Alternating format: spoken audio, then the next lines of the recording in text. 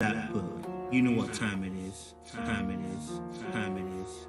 Time it is. Time it is. Time it is. Time it is. Time it is.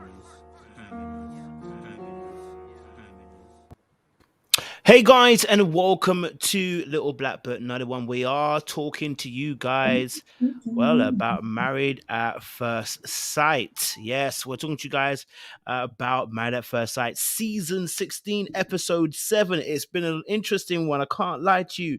There are several things to talk about on this particular episode. Number one, talking obviously about Chris and Nicole. They had a moment with the dogs. Who let the dogs out? Well, it wasn't Chris, that's for sure, because he was crying like there was no tomorrow. Okay, he was crying like he was tattooed in the video. But I don't do too much on him. But honestly, it was good to see Nicole support him in those moments, and interesting to watch. We had Arris and Jasmine, and Arris let Jasmine know, you say I'm just a friend, and he's not saying he can be anything more than that to her, to be honest. So maybe she was singing that song to him in that regard. They are just friends, it seems. But I think we got to have a little bit more understanding of where Arris is coming from. He shared a little bit more intimate thoughts that had come to him during that particular scene as well, of his father and uncle passing. We also had very little of Shaq and Kirsten, but again, she repeated how she's not physically attracted to old boy, and said she's working on it. Supposedly. And then we also had sorry, my brain's going. Dom and McKinley. We had Dom and McKinley. Yes, McKinley and Dom. And in that situation, apparently McKinley's a little bit dusty for some of the people out there. And Dom herself, highly critical. A little bit too critical. Sounding a bit like a mommy. A little bit, just a little bit. And then she tried to blame it on the fact she dated in Nashville. Oh no, sis. That's just you. Okay. And finally we then had Gina and Clint, and the ladies managed to force him into an apology. I will be honest with you, I wasn't best pleased. I don't know what happened to all the girls, but sis, if he says he wants slender and athletic, you taking offense on behalf of her and thinking he was talking to you, for me, is problematic. Don't get it twisted. I understand that, you know what, y'all maybe a little bit on the thicker side, and we appreciate that. But whatever his preference is, I need it to be his preference. And what I didn't like was Keisha on After Show from last week trying to gaslight him in 2 weeks. Like, I was like, sis, I need to calm down, Keish. Okay, you ain't gonna tell me about the situation and try to play it off. You know what I mean? Especially when she brought up the conversation about attractiveness. That's what I didn't like. But there's a lot of things to discuss today. So, we're gonna get into this conversation. We're gonna get a little bit deep as well. And I have my panelists with me today. I'll introduce them in a second or two. But I want to get my banners up so we're ready to start the conversation and go strong as well. Okay, so let's start strong. Let's start with the major conversations that need to happen. I think Chris and Nicole, I'm gonna ask that question. Was the tears worth it? You know what I mean? Was the tears worth it? Because old boy was bawling like they said they're gonna put his dog down. You know what I'm saying? You know what I mean? So I want to know, was the tears worth it? And let me bring up my panelists so we can discuss it today. Fantastimo. Got my people them. You understand? Yes, Crystal, JR, and Trey. Good to have you guys on board. And my internet seems to be holding up. Let me just leave it there. I'm not saying nothing too much before it hears me, and whoever's on the other side of the internet taking me down doesn't try to take me down. So we're going to talk about it. Chris, Nicole, there was tears that were happening from Chris. We found out that his dogs weren't going to, or one of his dogs will not be allowed to come into a property. Well, we hadn't actually fully decided yet, because he had 2 dogs, and then he had one. She had 1 dog as well. So it hadn't actually been confirmed in any particular way. And I love the fact we're all in black, by the way, because it is a funeral for Chris's dogs. No, I'm joking. But no, and then literally he starts bawling and then she actually, does a beautiful thing where she, helps him in that moment. But I want to get your perspective on that moment, what you saw, what you observed. Did you agree? Because I felt like he cried a bit too much, just for me. I'm gonna let the honorable lady go first and break us in. Crystal, what's your thoughts? He definitely cried too much, and so much so, and it was bawling, like you said. I thought, does this man have a chemical imbalance or something, that he immediately went to tears instead of trying to plan B it? Okay, you have two dog, or to two dog limit, and you got three dogs. So you go to your wife, or you got family members or something, or board the dogs. And the place where I board my dogs, they got cameras. You can come visit your dog, or they take pictures and they send me pictures all day. But even if you can't do that, just his inability to plan B it and immediately go to tears, like have a visceral, huge emotional reaction like that. I said, does he have what do you call it? Chemical imbalance or something, that you just went there instead of, having a conversation with somebody, calling your family, doing something. I just thought that's kind of very strange to me. And of course I did agree with Nicole. Like, that's what you do. You talk to your spouse, see what we can do to figure it out. You got to plan B it. You got to figure it out. That's like every day we have to plan B something. You got to figure it out. And the fact that he couldn't, that's very interesting to me. Because I was like, y'all know, y'all seen my dog. I love my dog, but look, you figure it out. And the fact that he couldn't, I said, there's something else going on here. That's it. Hmm. Love that. Trey, what are you saying? What was your thoughts? Too much tears, or what's your thoughts? How did you see it? Maybe it was Evening, y'all. First things evening, first. sir. Yeah, first things first. All right. Let's get this. Yeah. I literally thought somebody had died. I was like, yo. I was like, oh, snap. He got to get it with the death. Okay, this is a serious moment. Let's see how she interacts with him. I'm like, okay. I'm feeling sad for him for a second. I was like, oh, man, this got to be bad. And then he was like, the appointment let me know that I couldn't bring my dog. I was like, oh, nah, bro. I literally went like this watching it. What? What? No. Then I tried to give him some grace. I was like, hold on. Let me hear what the problem is, because people love their dogs. I used to love my dog.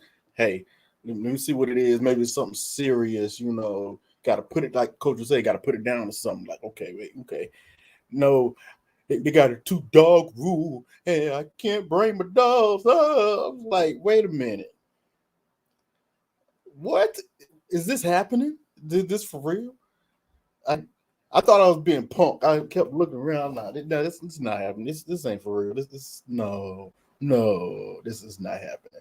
But why is he crying so hard? He was bawling. It was the tears. I saw a snot bubble. I was like, oh no. And then I give her this, she was trying to be reassuring. She was, hey, listen, we're going to figure this out. I don't know what the answer is, but we're going to figure it out. She literally took his emotions and put them on her strong shoulders. Strong woman. Listen. Strong woman.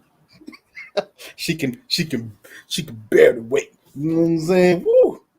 But it was a little too much. It was getting to the point. I was like, bro, it is not that serious.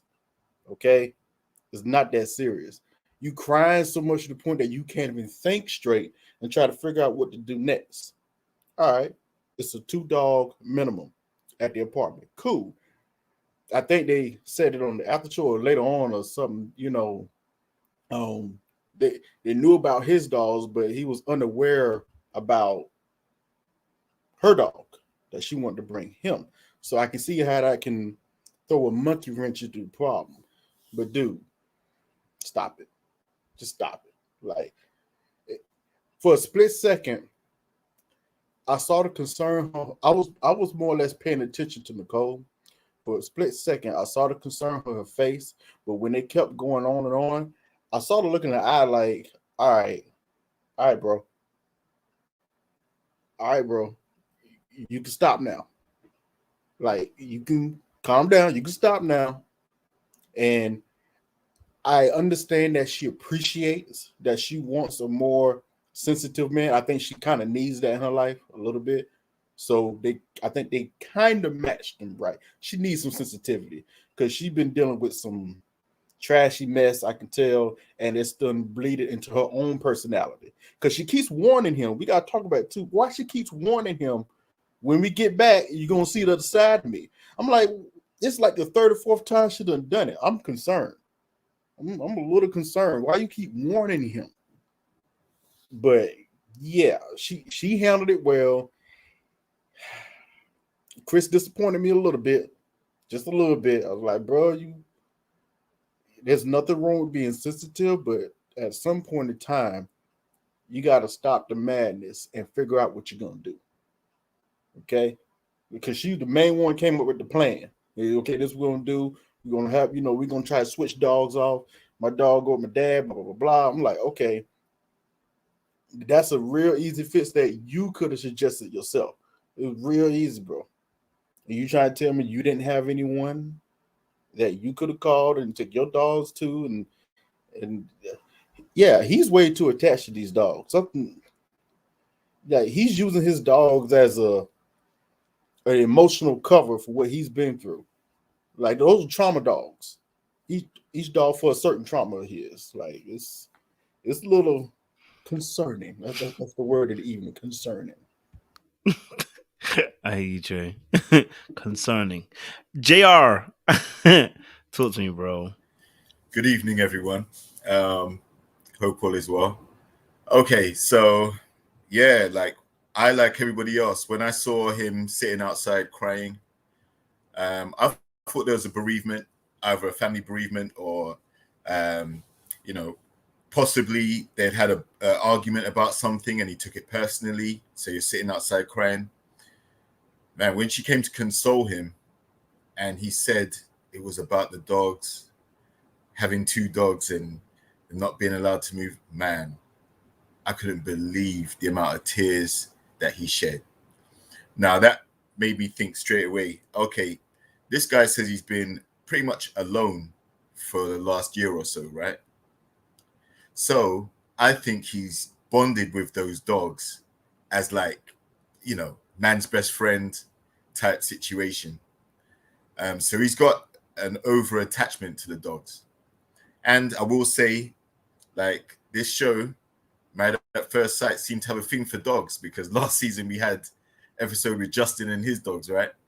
But yeah, I must commend Nicole, because she didn't emasculate him. She didn't make him seem like a crybaby or weak or anything like that. She asked him what was wrong.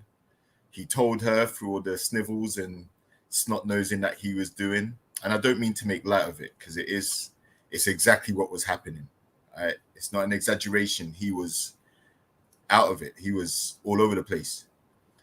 So I think when she warns him about what's to come with her, I think this is also an eye-opener for her as well, to see how emotional he can get if he senses a disappointment or a loss of some kind. So in a way, it allows her to get to know this side of him, right? And it's something that may not have come out, or he may have not been able to articulate perfectly how he feels when he suffers a loss or a defeat. So, but yeah, I think it's also a moment for them to bond as well, because she has a dog, so she showed a lot of empathy and the ability to compromise. She wasn't saying, oh, you know what, well, that's your problem, they're your dogs, I've got my dog. She could have been completely selfish, and that would have been a problem, but she did the opposite. She compromised in order to make the relationship get past this particular hurdle. So That's what I took from that scene. I hear you on that. I hear you on that. So since you guys have brought some good points, and I want to focus more on that point about, you know, if it is trauma for him, because that's a big thing, right? So, like the dogs have become like almost like he's bonded with the dogs over trauma, right? And he said because he said obviously specifically, I think he said the dogs have separation anxiety. I think he said, right, the dogs have separation anxiety. And let me just read something to you. I can't put it up because obviously the internet be moving mad. But it says that separation anxiety is a normal stage in an infant's development as it helps children understand relationships and master their environment. It usually ends around 2 years of age when toddlers begin to understand that a parent may be out of sight right now but will return later. The key feature of separation anxiety disorder, however, is when the anxiety exceeds what might be expected given a person's developmental level. Okay, so like children with a separation anxiety disorder may cling to their parents excessively, refuse to go to sleep without being near a major attachment figure, be reluctant to attend a camp or sleep at a friend's home, or require someone to be with them when they go to another room in their house. So, children also commonly experience physical symptoms when they anticipate separation, such as headache, nausea, and vomiting. Adults with this disorder may be uncomfortable traveling independently, experience nightmares and about separating from attachment figures, or be overly concerned about their children or spouse and continuously check on their whereabouts. So, this is a very tense situation, you know, because it's not a simple thing. If my man's telling me he got separation anxiety, which usually comes out of a form of trauma, that's kind of mad.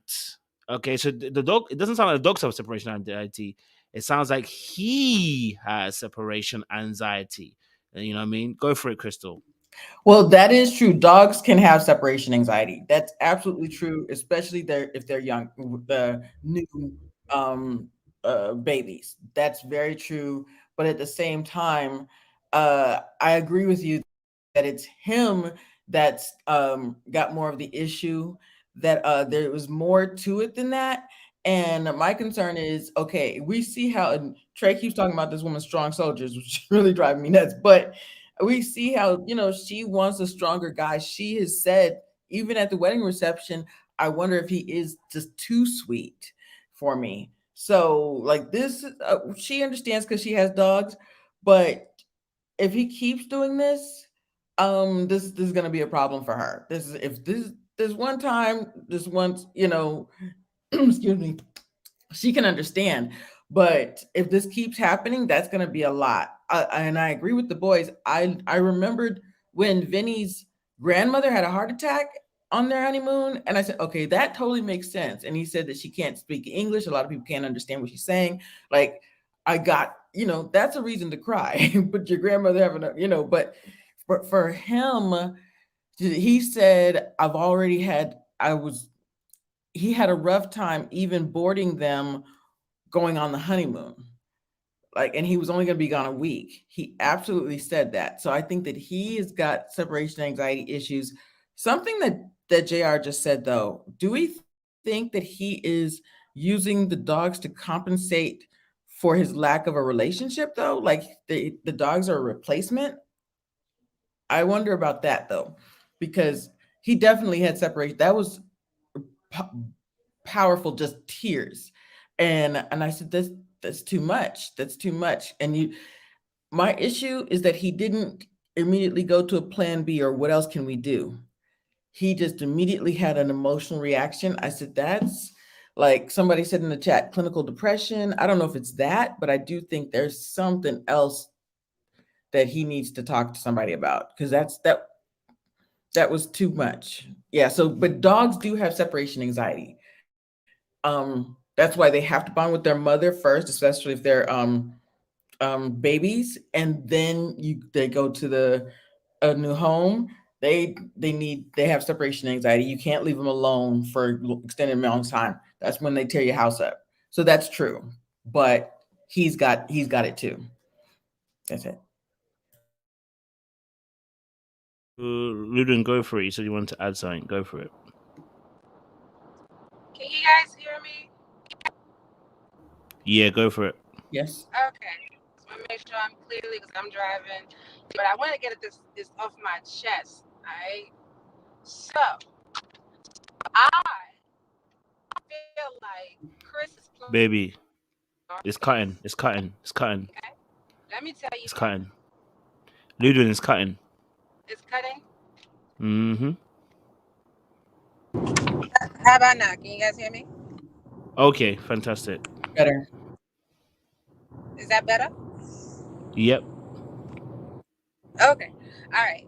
I feel like Chris is playing in our face. Okay. Here's why I feel like Chris is playing in our face. This is not the first time this man find out that they're going to move into this apartment. This is a TV show. They have a contract. They know they have to move to this apartment. They know about the dog rule. Okay? So, this is not something like I'm just finding out my dog's getting. No. He is trying to manipulate this woman. Okay? Because we see Nicole is heavily into this man. For whatever reason, I don't know. And she is someone that a lot of people would call a pick-me, but in this case, she do whatever it needs to do to be in a relationship. As bad as that is, I believe he recognized that already because of many occasions this woman have said, do you love me yet? Do you love me yet? Will you fall in love with me yet? You know, you can't constantly bring up, are you falling in love with me yet? After 1 week. So she's heavily trying to make this man fall by doing whatever it takes. So how are you going to tell me that you want your 2 dogs to be in this crib and my dog can't be in there? And look at Nicole just agreeing just to go along because she want to be in a relationship so bad. She wants to make him happy. She's a people pleaser, and she's willing to sacrifice her own dog not being in the house. She even tried to have her dad to take the dog. I would have been selfish. Like, I know you see my title, the Queen of Chaos. I'm here for the chaos. I would tell you, well, you need to figure it out. I wouldn't be that nice because he's making it seem like his dogs are the only thing that's important. He's giving me the energy of the other black man that's only by himself on the show. What's his name? The one that was Jasmine. Arris. Yes. He's giving me the energy of Arris. Is that he wants Nicole to do whatever he manipulates her to do. I'm pretty sure as we go along in this season, we will see how much he's going to cry. He's going to act like he is a baby so that she does everything in her power to please him. He knows what he's doing. He didn't have to cry. This is not the first time he knows about the apartment. Let's be for real. Okay? Let's be for real. To the point where he made her go have a meeting with the executive team to discuss options. Ain't no option. He didn't want her dog in the house. He wanted his dog there. So he's gonna act like, well, I don't want my dog to not be in the house. No. You know exactly what he wants to do. He doesn't care about this woman. He wants everything for himself. He just wanted her to go along with the fact that he's gonna have his priorities met and not hers. We're gonna see throughout the show that she's not gonna feel respected. She's not gonna feel that he has her best interests at heart. And I can definitely see this in like maybe week 5. She's gonna get over it. That's my train of thought about this.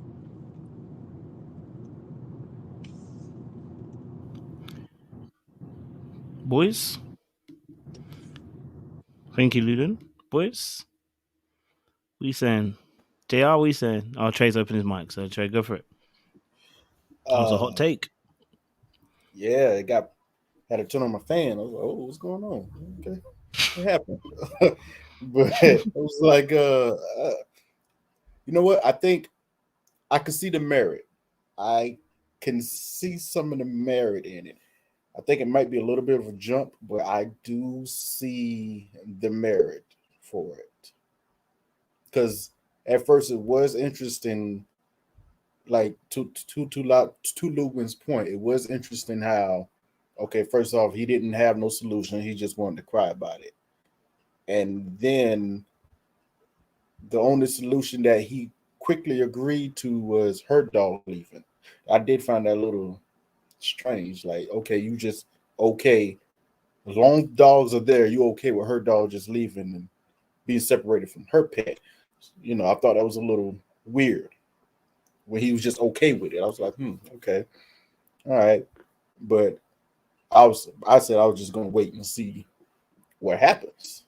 Because I do remember them saying that they were gonna try and alternate which dogs are there.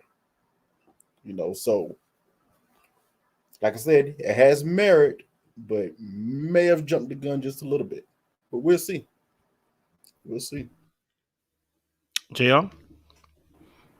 Yeah, I don't see manipulator in Chris, to be honest, because I don't see him as someone who wants to exert control. I haven't seen that. Maybe he has done it and I haven't seen it at all, but I haven't seen that at all. He seems like he's actually willing to try and make the relationship work, and so does she. I wouldn't use the pick me term. I don't like that term. I don't use it myself because I don't see anything wrong with wanting to be picked or chosen by your partner. I don't see that as a problem. And, you know, if you can resolve a situation without beefing, without causing chaos, without confrontation, then that's a good thing. You know, everything doesn't have to be a power play. In this situation, he was the weaker one in that moment. And, you know, like I said, Nicole had to be the stronger one in that moment and console him. And I think the compromise wasn't like she's going to get rid of her dogs like we saw in previous season with Justin. No, it's going with a family member and she's going to see the dog on weekends or something like that. So the dog isn't gone from the house completely. But whereas he has two, those dogs are probably bonded together as well as bonded with him. So separating the dogs or putting, you know, it would have been more of a hassle to do that. So like I said, in my opinion, it's a valid compromise that was made. I see nothing wrong with it. It's not, I mean, it's a big deal because of how serious his relationship with his dogs are, evidently. But like I said, if he's been by himself for a year and he's only had the dogs in his house day in, day out, then there is going to be a level of bonding there that's probably beyond, you know, we hear the term cat mom or dog mom or things like that, right? He's a dog father. That's all it is. He's got an attachment to his pets instead of having a relationship there or children. All right, so there's a bit of a bond there. But yeah, when she threw out the do you love me yet? You know, those type of things. You know, I think that's something completely separate. I think that's the level of insecurity that she has because she wants him to fall in love with her. She hasn't said whether she's in love with him yet, but she's asked that a couple of times. But I think that's a side issue. The main thing that I took from this scene is, you know, how hurt he was at the thought of not being with his dogs when they eventually move into the apartment together. And I think it's an overreaction, definitely an overreaction, but I can probably see why he would have an attachment.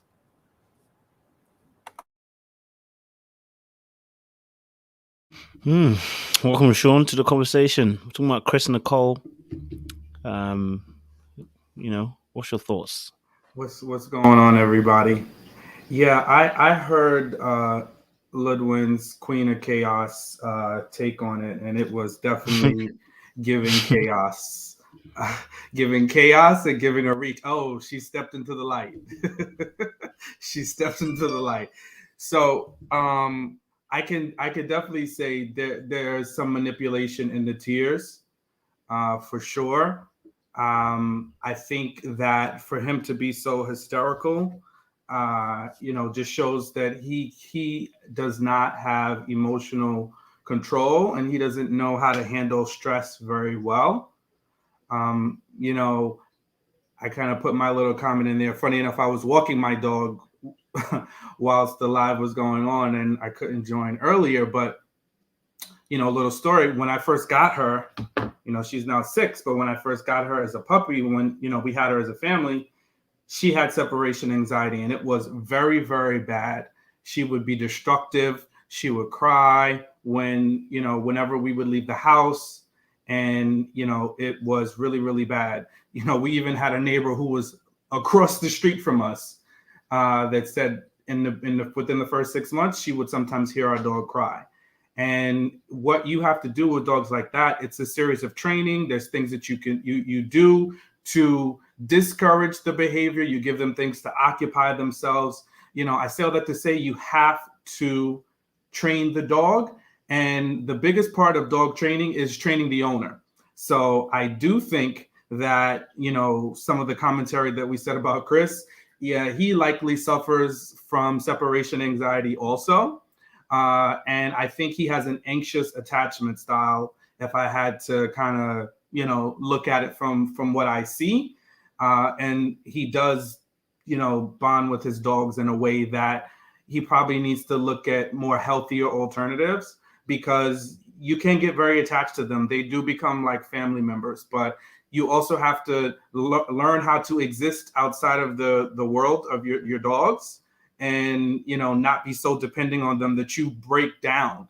And in that moment, it was really, really bad, because you would think the dogs had passed away by his reaction. So you have to, how is he going to solve a real world problem in his family, in his marriage, when a crisis comes and he was literally hysterical, and I'm like, this is just a common Mafs,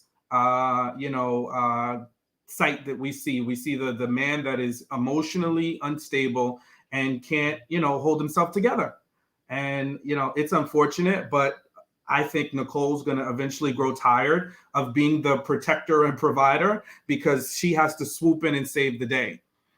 Now, I will say that it was not his recommendation for his dogs to stay and her dogs to go. That was Nicole's bright idea.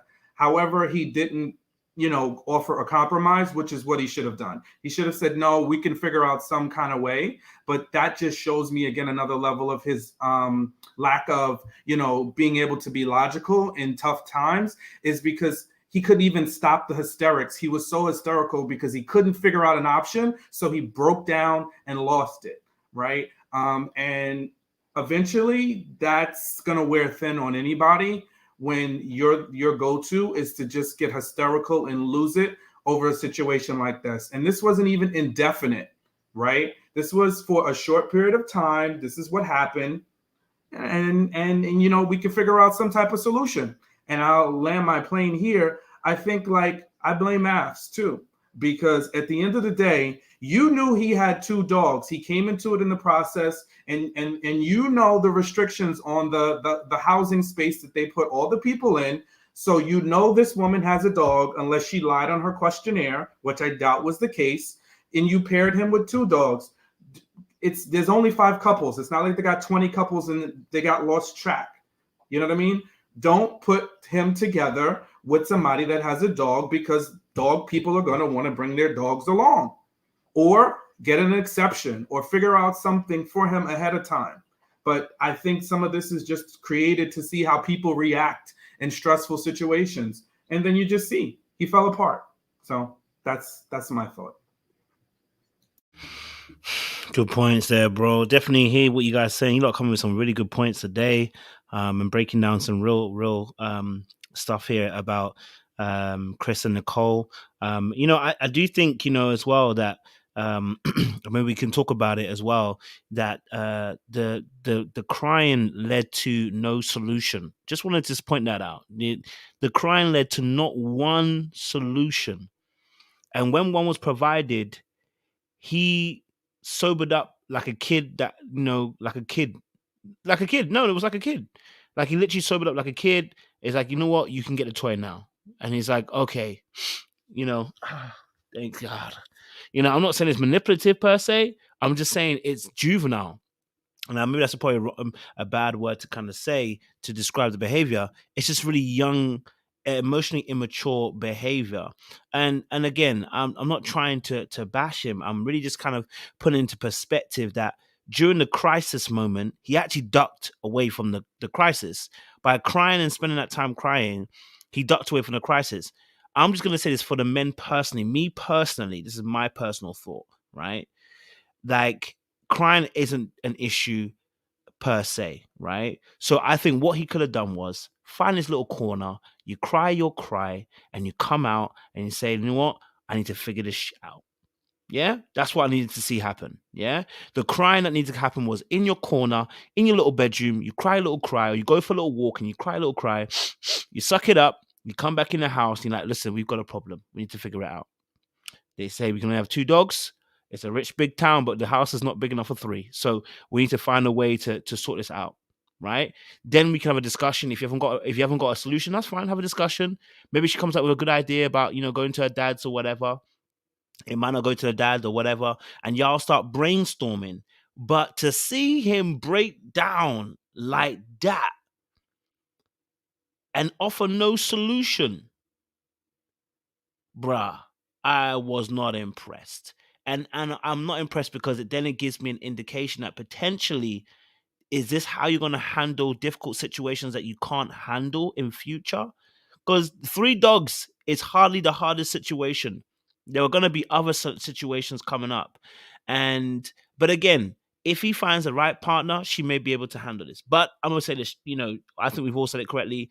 It's going to be a lot of a load if that's always a response that he comes with. And I think somebody said it quite correctly. Nicole didn't even get a chance to cry until later on. And you not know how I feel about the fact that when your masculinity is issued, is that we have to build the fence and the wall so that the feminine can thrive. At this point, the wall was broken and breached, and Nicole had to become the warrior. And then she had to wait till she got on the phone with her dad, another man, and then you can start to see her kind of breaking down. Do you get what I'm saying? So what I'm saying in this situation is not that men shouldn't cry. You can find your corner, you cry in it, and you come back out.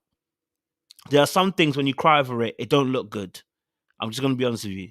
It don't look good. It doesn't send good signals. You know what I mean? Your mum passes, or your dad passes, or your family member passes. We all thought the dog had passed or something, or family member. While he was crying, I thought the family member had passed, and I thought to myself, that's fair.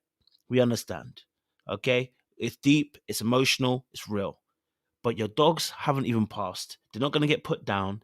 They're not getting shipped anywhere. Literally, you have to figure out how these dogs are going to survive for the next 8 weeks. That's all you have to figure out. That's all. And because of the tears and he was crying, he couldn't really focus on the solution. So man to man, and me talking to men, I'm saying it again. It's not that you can't cry. I'm saying to you, there's certain things that when you cry and you don't think of a solution, it looks very suspect and it damages the relationship. This is the kind of crying that women are talking about that is annoying. And this is the kind of crying that us as men as well looking at like, bro, what? Fix up. Just, you know, yes, Sean, go for it. Yeah, I was gonna say, because even on the after show, right, with Keisha, she was clowning him. You know, she was like, you know, I would have thought somebody died, or, you know, geez Louise. And here Nicole again has to come put her on her cape and stand up for her man, right? But it just lets you know the reality of how that comes off. And I think there's time and season, right? Like, because most of us and everybody in the comments, you know, even said the same thing. Like, initially when he was breaking down like that, we thought a family member had passed away, because we get it. You lose a loved one, somebody you care about. you're gonna cry, right? But crying over and being hysterical even over the fact of 8 weeks without your dogs, you know, I think there was a bit of projection over there, because I don't think he was emotionally ready to be in this situation. And he's leaning on these dogs for a crutch. Sometimes you need that time away to get to know this person. You're marrying a stranger, and dogs take up a lot of energy. And this is coming from somebody who is a dog owner, is a dog lover, right? But they take up a lot of energy. So you need a little bit of time to bond with this person who you're just getting to know before you throw a dog in. And we'll talk about the other couples later. But I just felt like even other couples like Chris, like Gina and Clint, like, it's like, whoa, whoa, whoa, whoa, whoa. Don't push your dog. That's like pushing your child on somebody else. Like, let's get to know each other. Let's see if we can work it out before we start to throw our dogs in there. Just like people say, before you get married, or before you start dating seriously, rather, and if one of the partners has a kid, you take your time before you introduce that child. And dogs are very much like children. And you want to take your time before you introduce the dog to the person. And then if the other person has dogs, we see how that didn't go well with Justin and Alexis, right? Because you introduce the dogs too soon. You're not careful enough.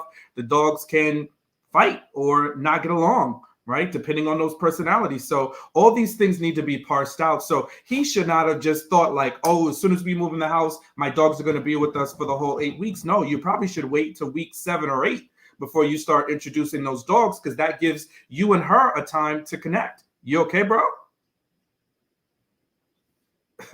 We don't want to lose you. Sorry, bro. I choked on a drink. Sorry, bro. We don't want to lose you online. I'll be hysterical. I'll be up here hysterically crying. I can't get to the UK. Also crying. There's nothing I can't do anything. I can't get to the UK. I'm in the US. I'm about to pass out, bro. Oh my Start banging my head against the screen. Do something. JR, get to him, please, quickly. Executive decisions need to be made. But that's it. I digress. I was just going to add a quick point. Like, considering, he got cheated on in his last relationship, apparently, right? And what are meant to be the most loyal pets to have? Dogs. So I think, you know, like I said, he may have gone through his own way of getting over his breakup by getting closer to those dogs. And the fact that they provide the loyalty, the companionship, you know, they're playful or whatever he does with them. Like, you know, I'm not justifying him crying. I think that was very wet, right? I think that I'm not going to shame him, but because I don't know what it's like to have a bond like that with an animal. So, and I know that there are people all over this country and in my neighborhood that have dogs. So I'm sure the separation anxiety, the bonding, bringing them into new environments, making them meet your partner, you know, all of those things are very important steps, not just to the owner, but to the pet too. Because if the pet doesn't like the person that you're bringing them around, then that's going to cause some friction too. Right. So, yeah, like, I think that the loyalty of the dogs and the way he's bonded with them is probably a huge reason why he broke down about not being with them. And let's be real, he's been on his honeymoon, right? He hasn't had the dogs with him on his honeymoon either. He hasn't been upset. So I failed to see what the traumatic, you know, what trauma that it was going to cost just to be without them for a little while longer, because they can't be at home by themselves while he's in Jamaica. That would be cruelty. So, yeah, like, I like I said, I tried to see the positives. I think Nicole was rightly there for him. I know people are saying she didn't compromise, or I mean, she's going to resent him for not compromising. But at this particular time, he was the one in need. I'm sure there will be other aspects that come up where he will be required to be the shoulder for her to cry on. And we've already seen it when she talked about her previous relationship getting burned with a cigarette and all of that stuff. We saw how he held it strong for her. He didn't break down and cry then. He was her rock at that time. So now, and with this outburst, it was kind of like her turn. I just want to ask a quick question. It was really small, but it was a quick scene. But did y'all notice Nicole's father's face when she was trying to explain the situation? And she was a little frantic about it, but she was saying, "Oh, he's breaking down. We don't know what to do with dogs. Can I let you have Charlie?" And for a split second, his face was like, "What?" Like he wanted to say more, but yeah. It's always the little things that I look for. Like, I was like, yeah, she gonna tell her dad what really happened. He gonna have something to say about it. We probably won't hear about it, but he's gonna have something to say about it. He did take a long pause, but then he said, of course, yes, of course, because it seems like he lives in Florida. So that's a long stretch for him to be coming back and forth to Nashville to watch dogs and, come back and forth. So he absolutely, I'm all for it. But he did take a long pause before he said yes. And you're right. What's his name? I want to call him Mac. Chris was he said, well, I can't ask you to do that. She said, well, last case scenario, my dad can take my dad can take my dogs. And he said, I can't ask you to do that. But my concern is, coach, and that's what I was saying before, the fact that he couldn't plan B it without breaking down, that's my issue with it. Like or why didn't he go off to the side, take 5 minutes, and then come back and say, okay, you know what? I've had my emotional breakdown. Now I got to, figure it out. The fact that he went to the emotional response first, that's an issue. And I think Nicole's fine for this time, but this can't keep happening. It just can't. You got to be able to just figure stuff out. Take your dog to the dog park. All 3 dogs can play together. So I just think that's very strange. But I love that Ludwig has a way different take on things than we do, because I did not think of that. I didn't think that he was playing in her face. So that's interesting. It'd be like that, you know what I mean? It'd be like that. I'm just gonna be honest. If I was her dad, I'd have told her, "Listen, me and your mom are getting in this week, so we can't be taking these dogs. So next month, you're about to mess up my plans. Take your dog and be involved in whatever you're doing over there." I just can't be involved in that kind of stuff. You know what I mean? But that is why her dad is her dad. You know what I mean? Because my children would know not to call me. Okay, they'll be calling me saying that maybe I can lend some money so I can put them into storage, because I'm not about to take them on. You know what I mean? So maybe that would have been something else. But yeah, the dad definitely was looking like you want to say something. Go for it, Lidwin. You want to say something? Yeah, I want to make a slight comment too. Y'all remember when he was meeting Nicole's dad when he was not for it? The dad even said, like, he gives me serial vibes. Like, Nicole needs to listen to the daddy. The dad could see way further than she could see right now, and I think she needs to pay attention to the face that the dad made on the phone call. He was like, "What you mean about the dog?" Like, his face is, "What are you talking about?" So I really do foresee that. Okay, my issue is, right, you may have trust issues based on past relationships.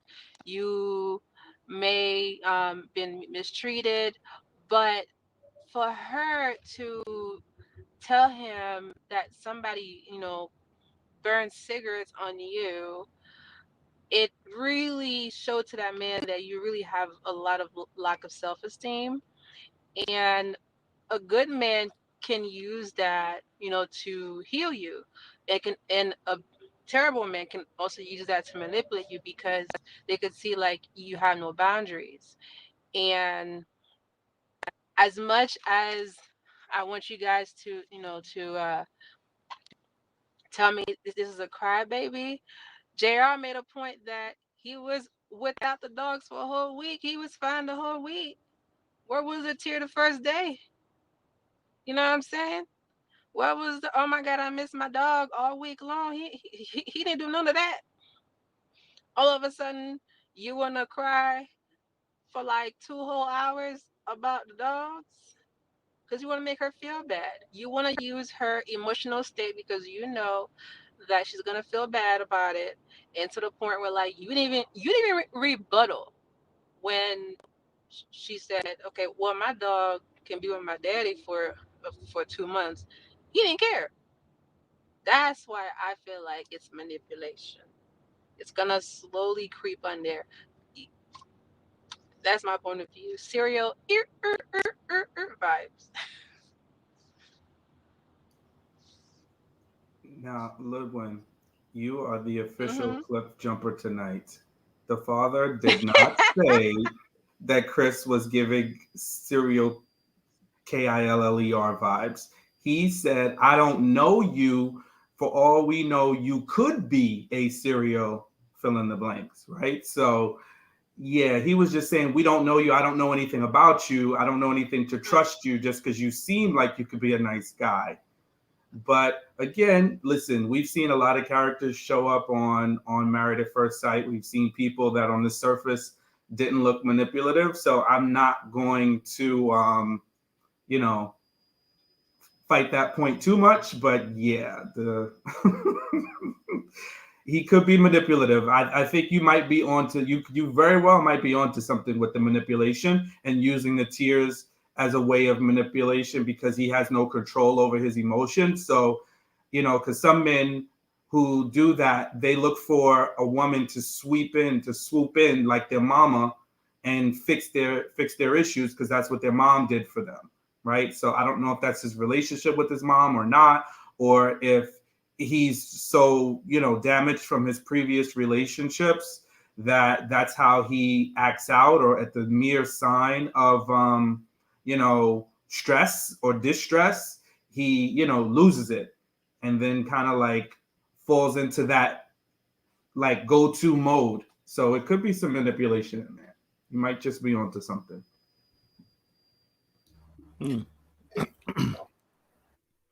So, Crystal, you open your mic? Yeah, real quick, I agree with Sean. Like that is a cliff that you just jumped off of, Ludwin. I will say that I will keep an eye on that, and you could be right. He could be a manipulator, and we'll see that later on. But her sharing the fact that that you know that she was abused and everything. Some men may use that to manipulate their woman, but I didn't see that. He literally kissed the abuse scar, and when she gave that suggestion, he said, I can't ask you to do that. And dogs being boarded for 1 week is different from dogs being boarded for 2 months. So he may have been saying, you know, I kind of miss my dogs, but they just didn't. They might have cut it out. So because 1 week is not that big of a deal, but 2 months, and I think he just catastrophizes. He's like, oh, it's a catastrophe, and that's actually a therapist word. You know, he just made it a big catastrophe instead of thinking, what should I do? How can I make this work? And that's what I'm thinking. I'll keep an eye on it, but to me, uh no, I don't see it. I do remember what the dad said, like, you seem like a nice guy, but serial killers are nice guys too. Like, you know, I did not see the dad calling him a serial killer. I do think the dad's pretty trepidatious because that's his baby girl. And to me, I thought, and I think I said this a couple weeks ago, she was abused in the past. Her dad probably knows it, and he's, you know, doesn't want her to jump into somebody that's going to abuse her in the future. So that's what I got. I didn't get the other thing, so that's interesting. Yeah. I was gonna say, like, I think he could be a serial crier, but not the other not the other thing, you know. I think that's just something people say because remember, this is married at first sight, so the parents don't get to meet your potential partner. There's no vetting process. There's no introductions. Like, so that it's not even the first time I think I've heard either a friend or a family member say that about a potential partner on the show. It's literally a shotgun wedding with someone that you've never seen before. But yeah, like, I mean, it's amazing how we can watch the same show and have very varying opinions about the same situation that we're all watching, right? I think if you wanted to be really analytical, you could say that maybe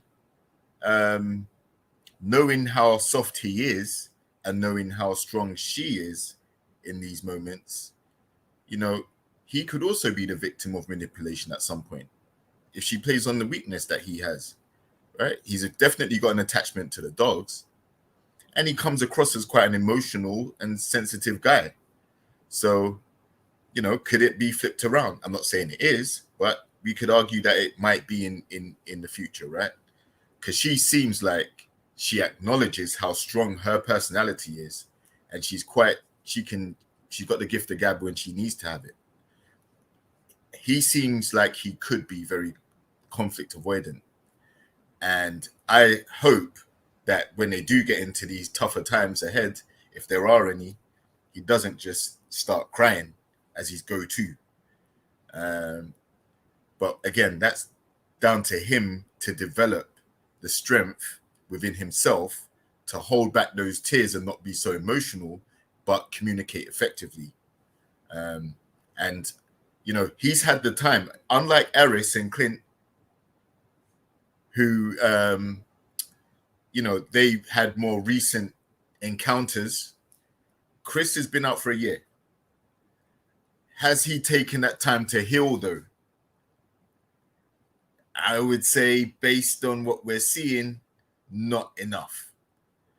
All right? Because to have that level of emotion, I know, like I said before, there may be an attachment there, but to have that level of crying when, like Crystal said, you know, there could have been other options that you could think of on what you can do in that situation. But his instinct was to go outside, sit down and cry to himself. That's something that people do in despair. Like when they feel like they got no way out, no option. There's no avenues to solve the problem. And for him to just immediately go to that, I think that's a problem. Definitely. Yo, to JR's point, I was just thinking about it.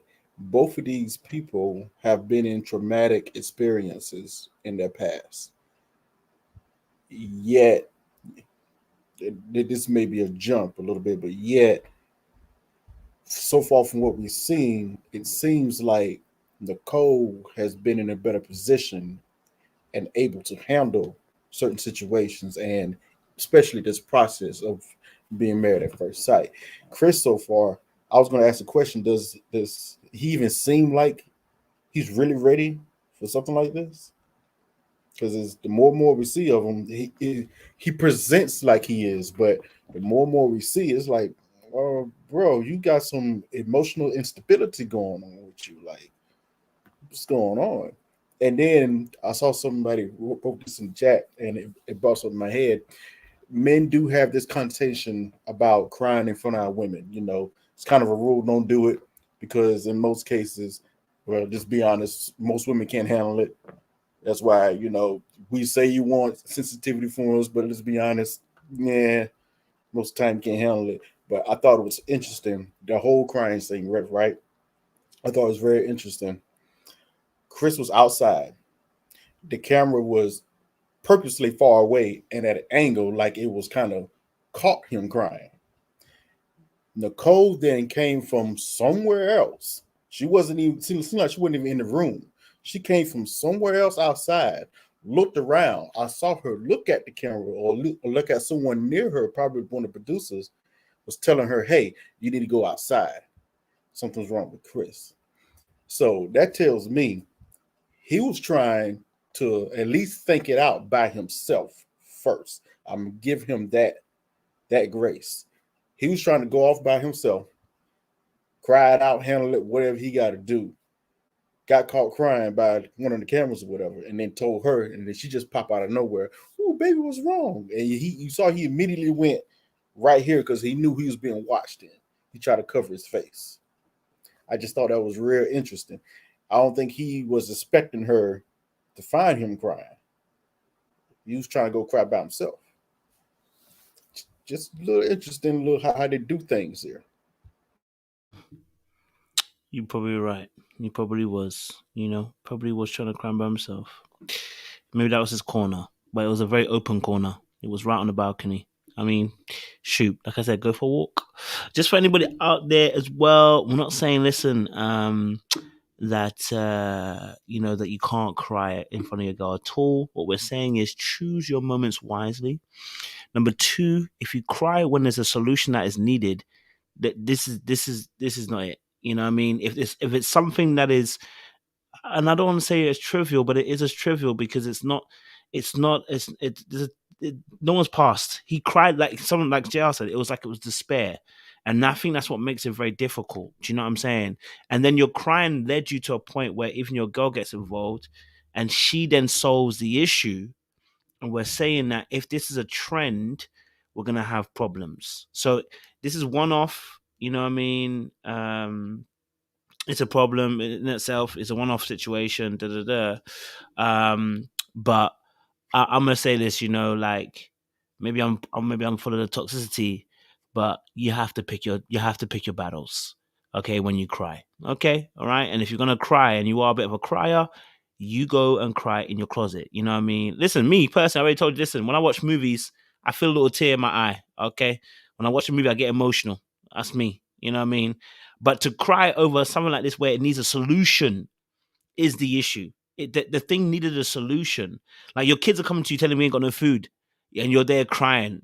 Sir, this ain't the time. Hustle. I don't know what you need to do, but you need to do something. But breaking down and crying at a point in time helps no one. Do you see what I'm saying? And I think that is the biggest issue. And I'm saying that for women, they will also feel unsafe, not because you're crying per se, but the occasion requires a solution, not for you to freeze in that moment. So I'm saying, that's what I'm saying. Like, and then when she even came back to him and then gave a solution, he even in his, they might have cut it off and edited it. But his thing should have been, wait, hold on, babe. You're about to sacrifice your dogs too. You're going to feel like the way I'm feeling.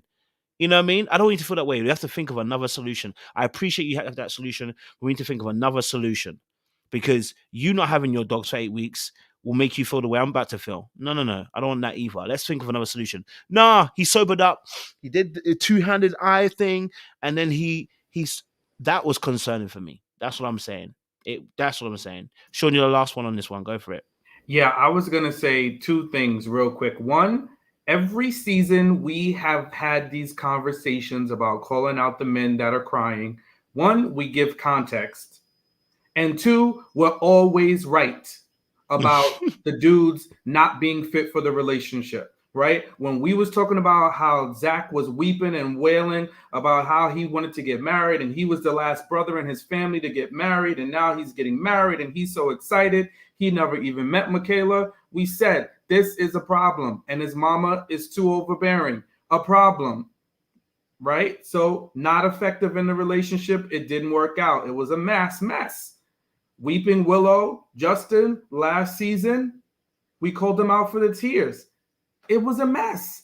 Listen, we're not just making these things up, folks.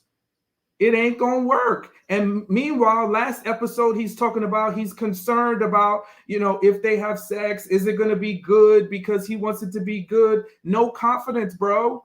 And now you can't handle yourself in the midst of a stressful situation that's easily fixable. Yeah, no, it's not set up. You're not set up for it. And there's some things, just like we get on the ladies, when there's double standards, right? There's certain things men can do, and there's things we just can't. And being an emotional, constant crier combined with not being able to hold ourselves together and be firm, ain't gonna work. Ain't no way. It's not gonna work. You know, it's just not gonna work. And we're telling you, it's either fit for Nicole to be running all over him, or he's not gonna know how to handle when they have an argument. He's gonna run off and cry, I can't believe we're fighting again. Oh my God. Like, it's too much. You got to be able to control yourself. So that's that. I appreciate it, Sean. Arris and Jasmine, they're the next two now. You say I'm just a friend.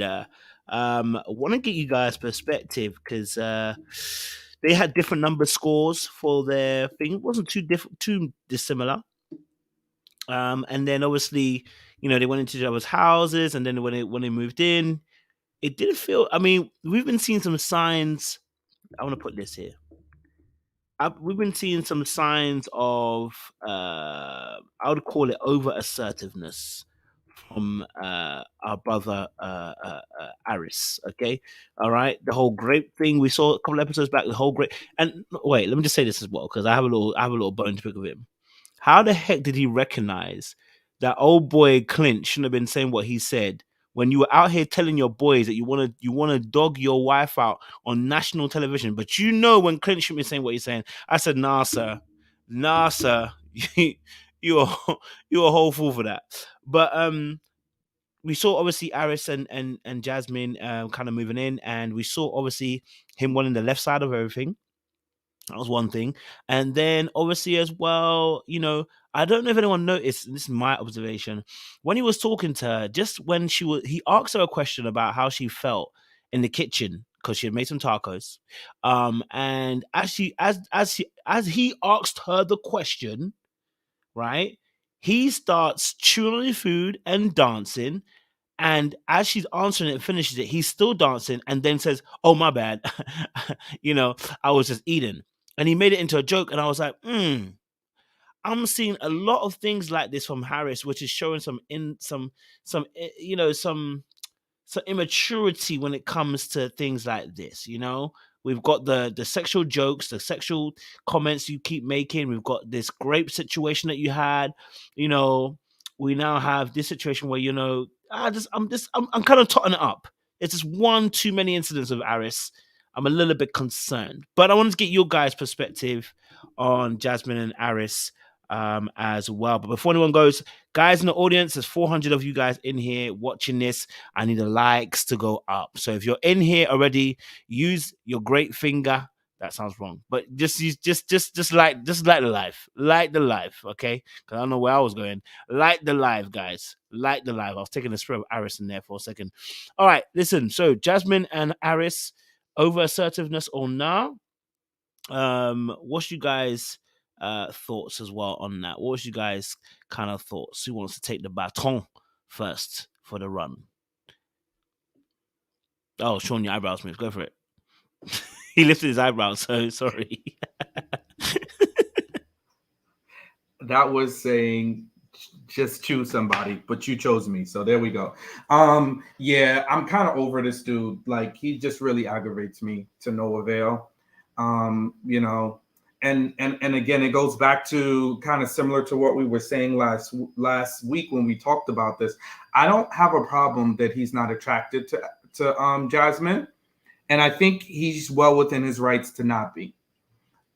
However, my issue is he is extremely self-serving and self-centered. I mean, it's like selfishness on a whole next level. And again, the only child in me sees the only child in him. But at a certain point, you have to grow up, right? You have to grow up. And for him to be able to be so reflective and pull the splint out of Clint's eye to show that he was not acting appropriately when it came to GINA and the comments, which I hope we get into that later.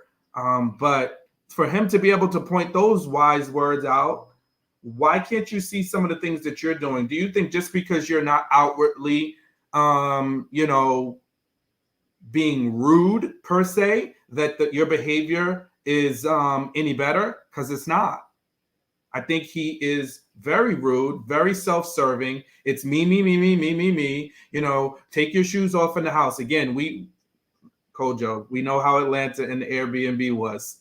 I'm serious about shoes off in the house. I don't play that.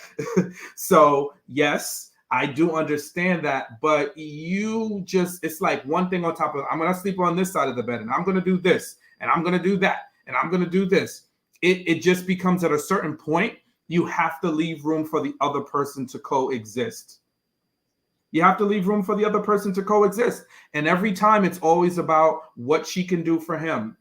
Now, I don't think she helps herself out any, where she's rubbing his feet during a massage and constantly playing the catering role for someone who's not giving you the energy, right? She's picked it up several times where he has all of this sex talk and nothing is coming behind it, right? The things aren't matching up. And she said that several times, right? It's like he talks about what position is my favorite, but when it comes down to anything else, he's not moving the needle along.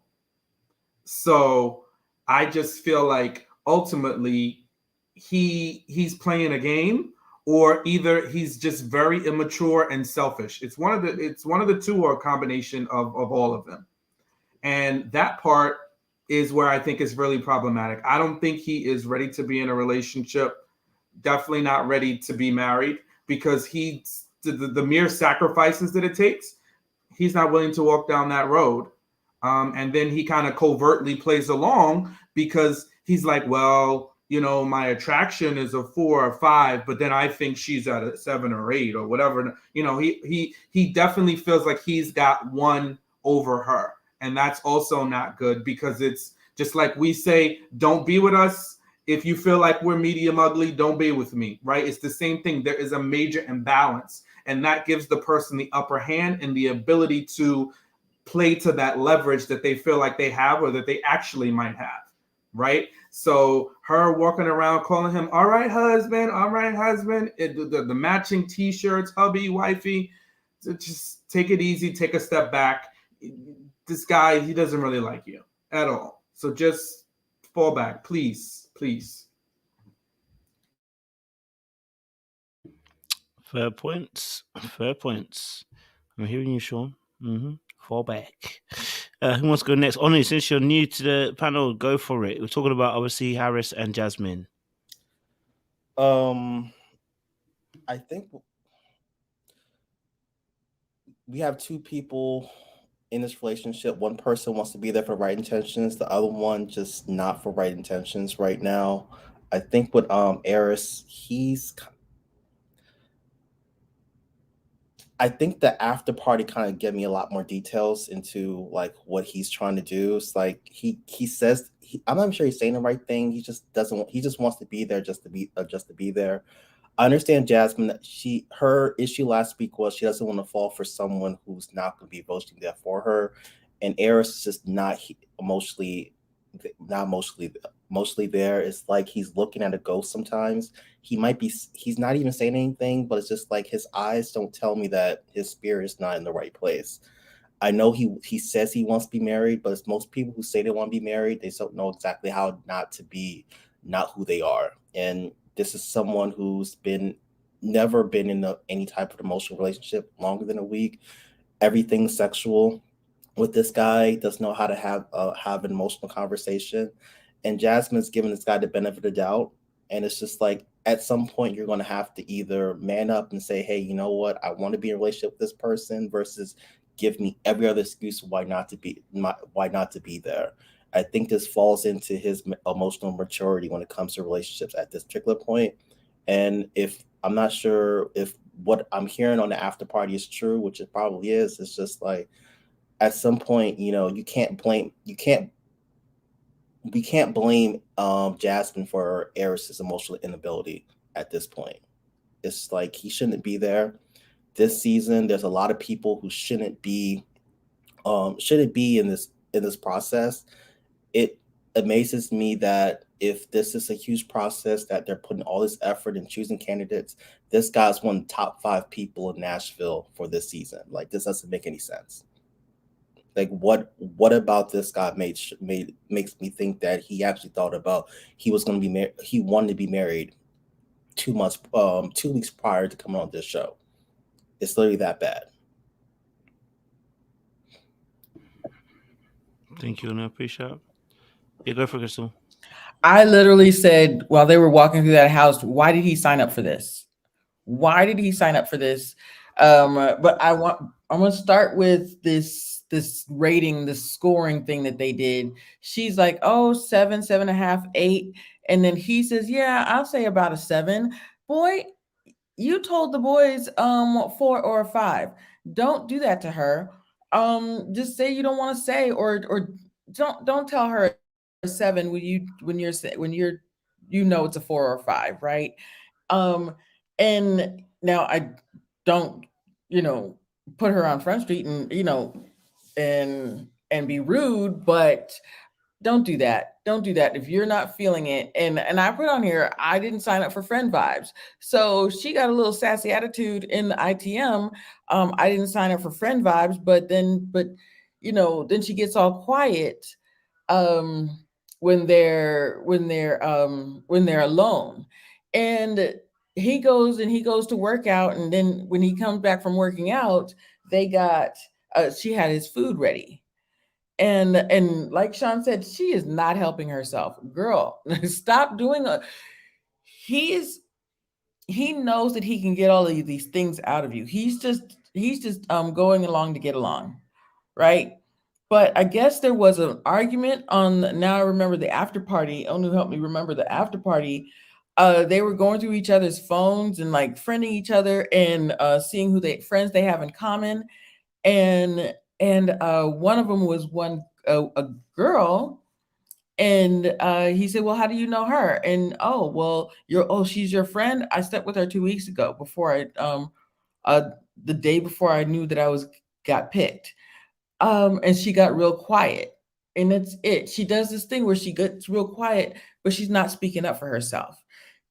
I think that she is going to get sick of it, but walking through that house, and she kept saying, oh, I can see why you need that time to yourself. Oh, I see why you do this. Oh, I see why. Oh, I understand. No, you don't. The only thing I got was and we've talked about like his father and his uncle being close to him and having the pictures. I'm good with that. And then the boys' room, the man cave. Totally understand that. But he kept making excuses as to why he needed to be alone, why all these exclusionary movements he was doing. He kept doing it. Oh, and then she's like, ooh, somebody's being bossy today. And so she's making a joke out of it. That's letting this man think that he can get away with it. Oh, you only want the left side and top drawer. Oh, I want executive decision. I made an executive decision. I didn't see her say once about this executive decision. What are her executive decisions? But I think that she is doing this, like Sean said, she is not helping herself. You need to start making some executive decisions, and you need to start speaking up for yourself. There were too many executive decisions. And then he was like, well, and don't touch the drawer. Don't go in the drawer. Why can't I go in the drawer? If that's your drawer, then that's fine. But don't act like I don't have agency over my own house for the next 2 months. I can't go in the drawer if you got your own drawer. Like it was just this exclusionary tone, this exclusionary, like, he is a big kid and she's letting him get away with it.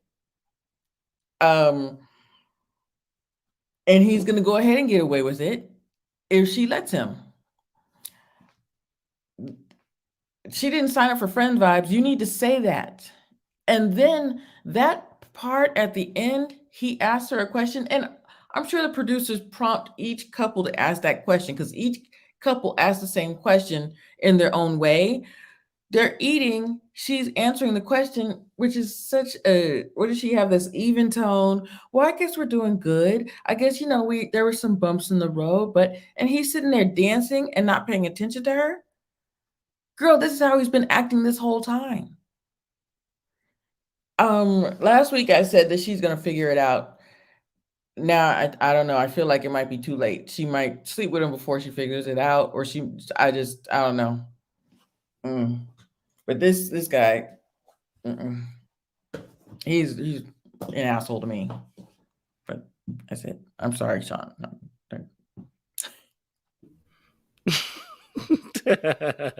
Crystal, I've never heard you speak that way. She said this was best. He must have really. You don't like it. You don't like Arris. Huh? Somebody got a hot. She got a little hot there. She was like, I tried to let y'all go first. That's why I was like, I'm scared. Okay, man. You just let it out. All right. We're gonna label you the Queen of Chaos too. Lord. That's the Empress right there. That's the Empress. Listen, I'm gonna make an executive opinion. Arris is a 39-year-old fool.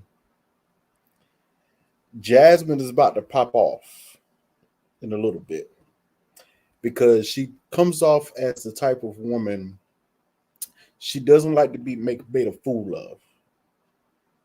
When you make a fool of her, that's when all double hot stick gonna break loose. It's gonna be bad. But she tries to come off as a lady. She tries to come off as a lady. She don't want to look like a fool either, especially on national TV. But I'm not saying she's blinding herself, but I do see her. She's starting to catch on to his foolishness. She's just trying to give this a chance, but she's starting to catch on, and she's about to pop off. Arris, wow, he really is a fool. Like, what was you thinking? Like, first of all, we all know this is a setup. Okay, last week, you and the boys sitting out there, and all of a sudden, y'all just raking your wives. Yeah, they prompted y'all to do that. And then the next following episode, which is, I guess, the next night or whatever for them, they got them sitting at the table. And all of a sudden, they wanted all the couples to raid each other around the table. I knew the second I saw it, set up. Okay, set up. They wanted that conversation from yesterday to be brought up here because it's going to be drama. I was like, so, okay, let's see what's going to happen. He did exactly what I thought he was going to do. Lie. Just lie. No, lie. The funny thing was, I'm looking at him in the face. I'm like, Arris, dude, you're a fool. You said this proudly in front of all these men around here. Two of the men pushed back on you hard. One secretly snitched on you didn't even know yet. And you literally sitting at this table lying. And the camera went to every man around the table. Boy, the look on their faces. What Shaq was trying to keep the straight face. He didn't want to say nothing because he knew he just told what's her name, Kirsten, and Kirsten wanted to say it right then and there. She wanted to say it bad.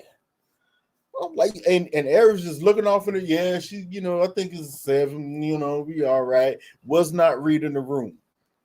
If he would have looked around at that table, he would have seen the trouble that he was in, because he's also the type of person that doesn't want to come off looking bad if he can help it.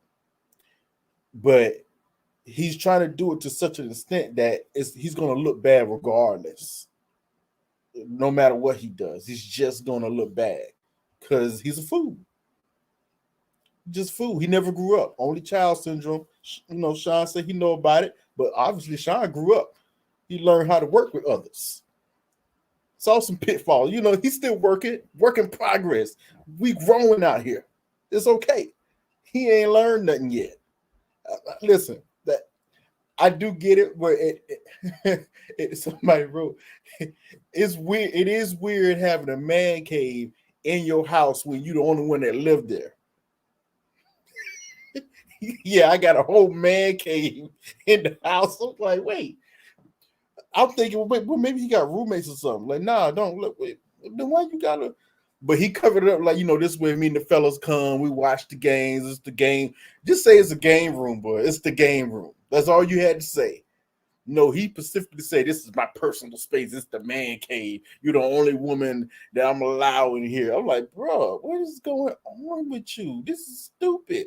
You don't realize how stupid you sounding right now. This is crazy. But he don't care because he don't really like her. So when you don't really like a person, you're not really too considerate of their feelings that much. You're just going to say whatever come to your mind. And that's how he's acting. And yeah, since Seaway's not here tonight, I'm going to say he's playing in her face. Patty cake style. Boom, boom, all day. You know, she's letting it ride for a minute. I don't know how long that's going to last. Because judging what did happen on that after show, yeah, there was apparently after they had that discussion when he slept with the friend, mind you, it was before. Can't really, to me, you can't really get too mad about it. It was before. You could talk about it, but you can't get mad about it. It was before he met you. Y'all, hey, y'all in the same town. You're going to know the same people. People get around. Get over it. That's my advice to everybody. Get over it. Okay? It happens. Okay? People throwing stuff on the crap table all night. It happens. But I think what was interesting, she said they got into it about it. She had actually walked out the room and didn't come back for a few hours. So and then they shot that scene when it was eating at the table and they wanted them to ask that question and this and that and third. So that tell me right there, oh, she was faking the funk.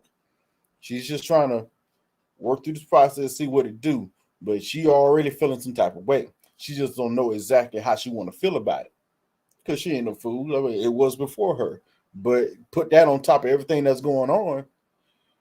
Yo, am I looking like a fool? That's what she's asking herself. Am I looking like a fool? And if the answer turned out to be yes, we might see a whole nother side of Jasmine. You know, and it's going to be, I don't know if it's going to be funny, bad, sad, what, I don't know. But we about to see a whole nother side of Jasmine. Because I caught a piece of it on that after party. Woo, yeah, woo, attitude. She was ready to go off. We gonna see. I see you, Crystal. You ready to go off with her? We go see. That girl, she was ready. It was like, yeah, girl, come on, let's get him. Oh, go for it, Sean. You want to say something? Yeah, I was gonna say I see some debate in the comments around him having a man cave. Look, I don't know why that gets the ladies so upset.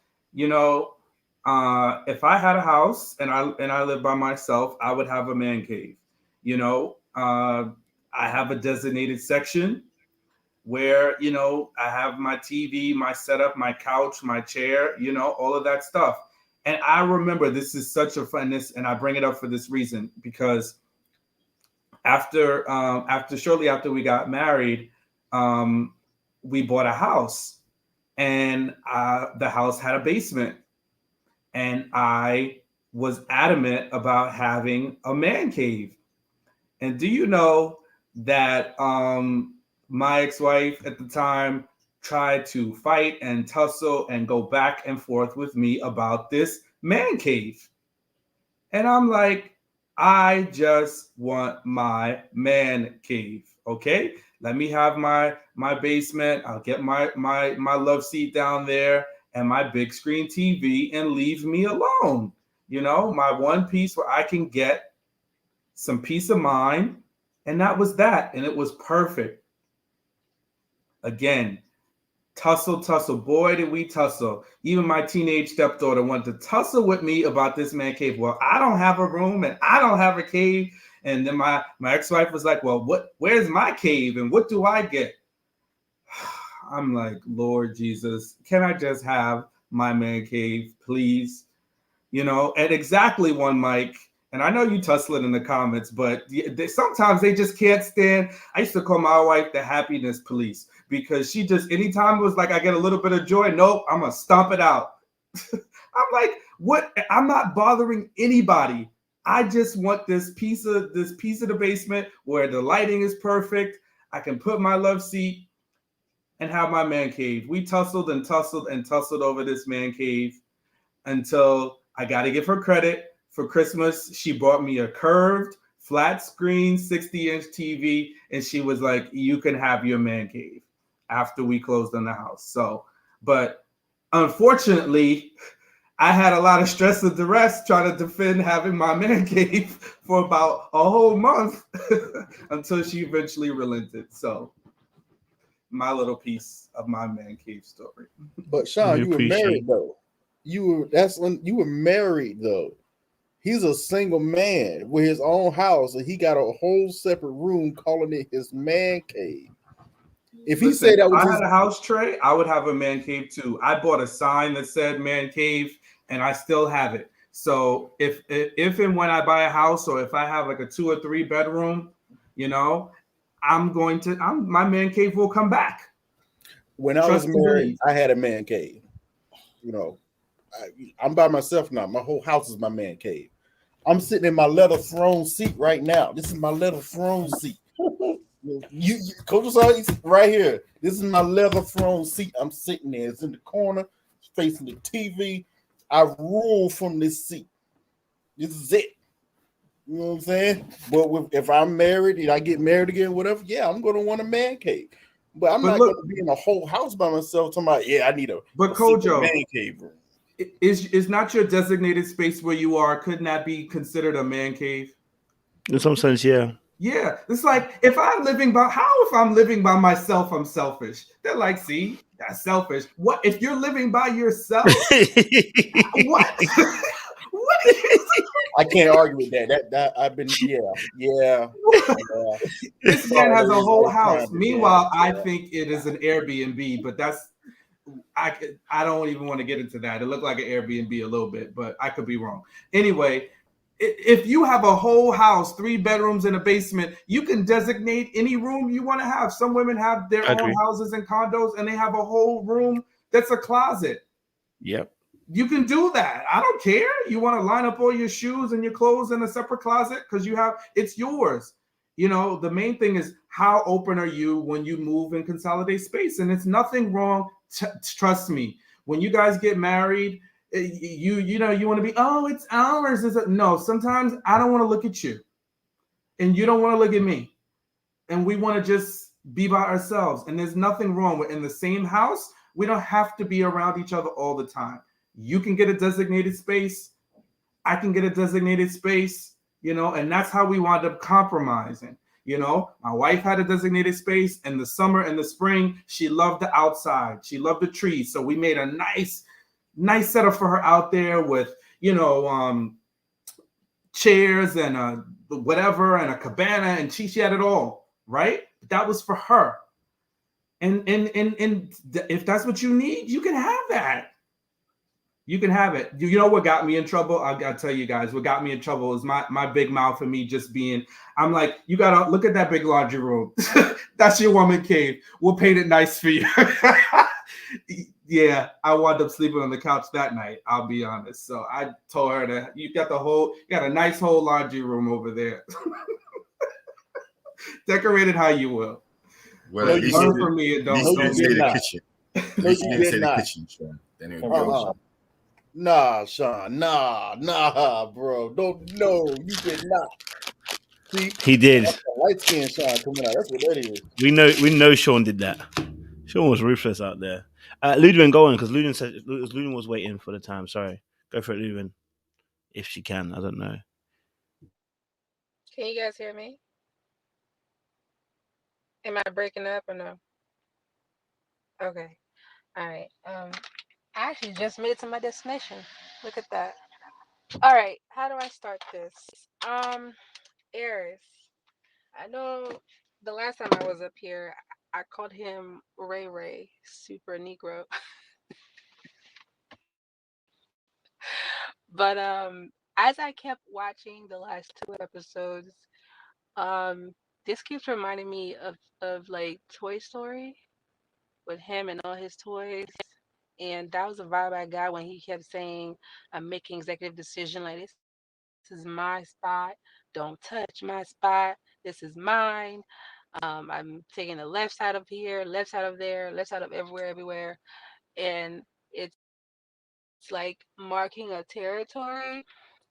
The same comment with the house having a separate man cave is kind of like having his own little child's room, the player room downstairs. Because there wasn't like a lot of stuff down there either way. And the comment about it might be an Airbnb, I kind of felt the same because I remember in the matchmaking special when Dr. Pepper came to see him, there was barely anything in the closet. The house kind of looked empty. So I kind of figured the same as well. There's a couple of things down there where this is not somewhere where he really lives. But either way, let's say it is his place. The idea of him saying like this is a separate place, and I don't see the reason to have a man cave is have your own place. It's kind of like the same for me in my own apartment. I don't have a separate corner in the house that's just mine. This whole place is mine.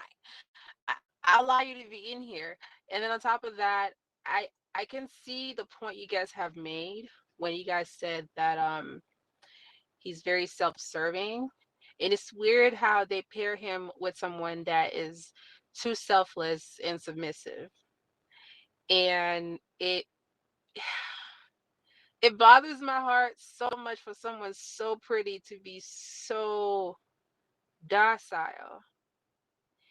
And as much as I would like to believe Trey when he said the pop off is coming, I believe it's been brewing because, okay, as a pageant person, there's only like two types. It's either the person is really into themselves, or they are they have conflicts within themselves, like, am I really pretty? Am I really worth it? Let me do this, do that to make the person feel good. Maybe he'll see me more than just being pretty. Does he find me attractive? So I feel like the day she finds out that he rates her a 4, oh my god, that's gonna be a crushing time. A crushing time. Because not only she's doing so much to please him, and then to also find out that he, like, there's me not finding you attractive, and then there's rating me a 4 or 5. Especially for someone who might have worked really hard on their self-esteem, might have worked really hard on feeling confident and competing in beauty pageant, and with that world, comparison can truly be someone that steals your joy. And knowing that you overcame such things, and then like the person that they pair you with still sees you as unattractive as a 4. Like, I don't even think Clint will call GINA a 4 either, even though like she's not his type. But it's the idea of like, dang, I'm doing all of this and I'm still not his type. So it's gonna possibly hit her self-esteem a little bit. And another point too, she's not dumb. She's on TV. She signed up to be on TV, and she's already has somewhat of a clout by being Miss United States.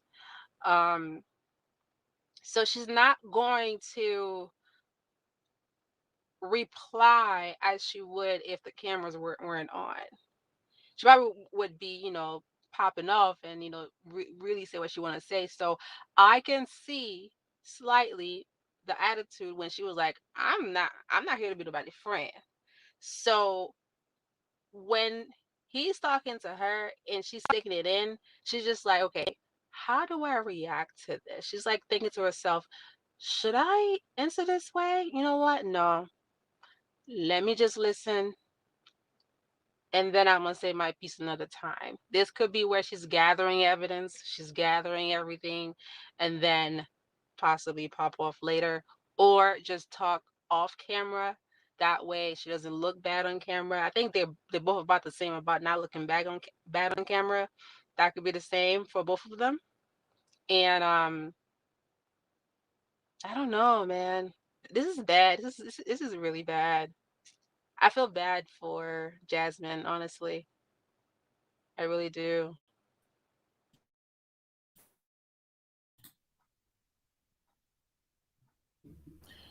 Yeah, I I can definitely feel that Jasmine, she's the one that's more invested in this relationship working. Um, I have 3 words for Arris, and that's lost and confused. Why? Because he probably has an idea of what marriage looks like. He says it's something that he wants at this stage, but you know, he's not attracted to her. Okay, he rates her a 4, but still, he's doing some things that are already pushing her away when they should be trying to get closer and get to know each other to see if they're gonna make it to decision day or not. Right? I think the basically marketing. I don't think that was a man cave before. I think it, it's his whole house, so or his whole crib. So his boys just come and chill out there or whatever. But I think it was a way of marking his territory, as if to say, look, this is my space where I'm going to go when I need to get away, when I need some peace and quiet, when I don't need to be around you so much. Because let's face it, sometimes when you get into a relationship and you're with someone 24/7, can become stifling. All right. Especially when you're not really matching on as much as you want to be matching, right? So I think that was his way of creating a space for him to get away and still kind of do him. And we saw like he actually woke up and went for a run or something, right? And that's when he needed to think. He needed to get away from her just to get out and think about where he is at this stage in the process.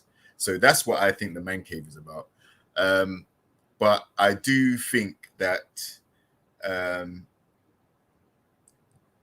worst thing that Jasmine could do is give up the coochie, like knock some boots, because with him being as unattractive as he is, but still saying that he wants to be there, there's too much uncertainty and it will probably cause some problems, right? It's not going to solve the root cause of why he is so conflicted.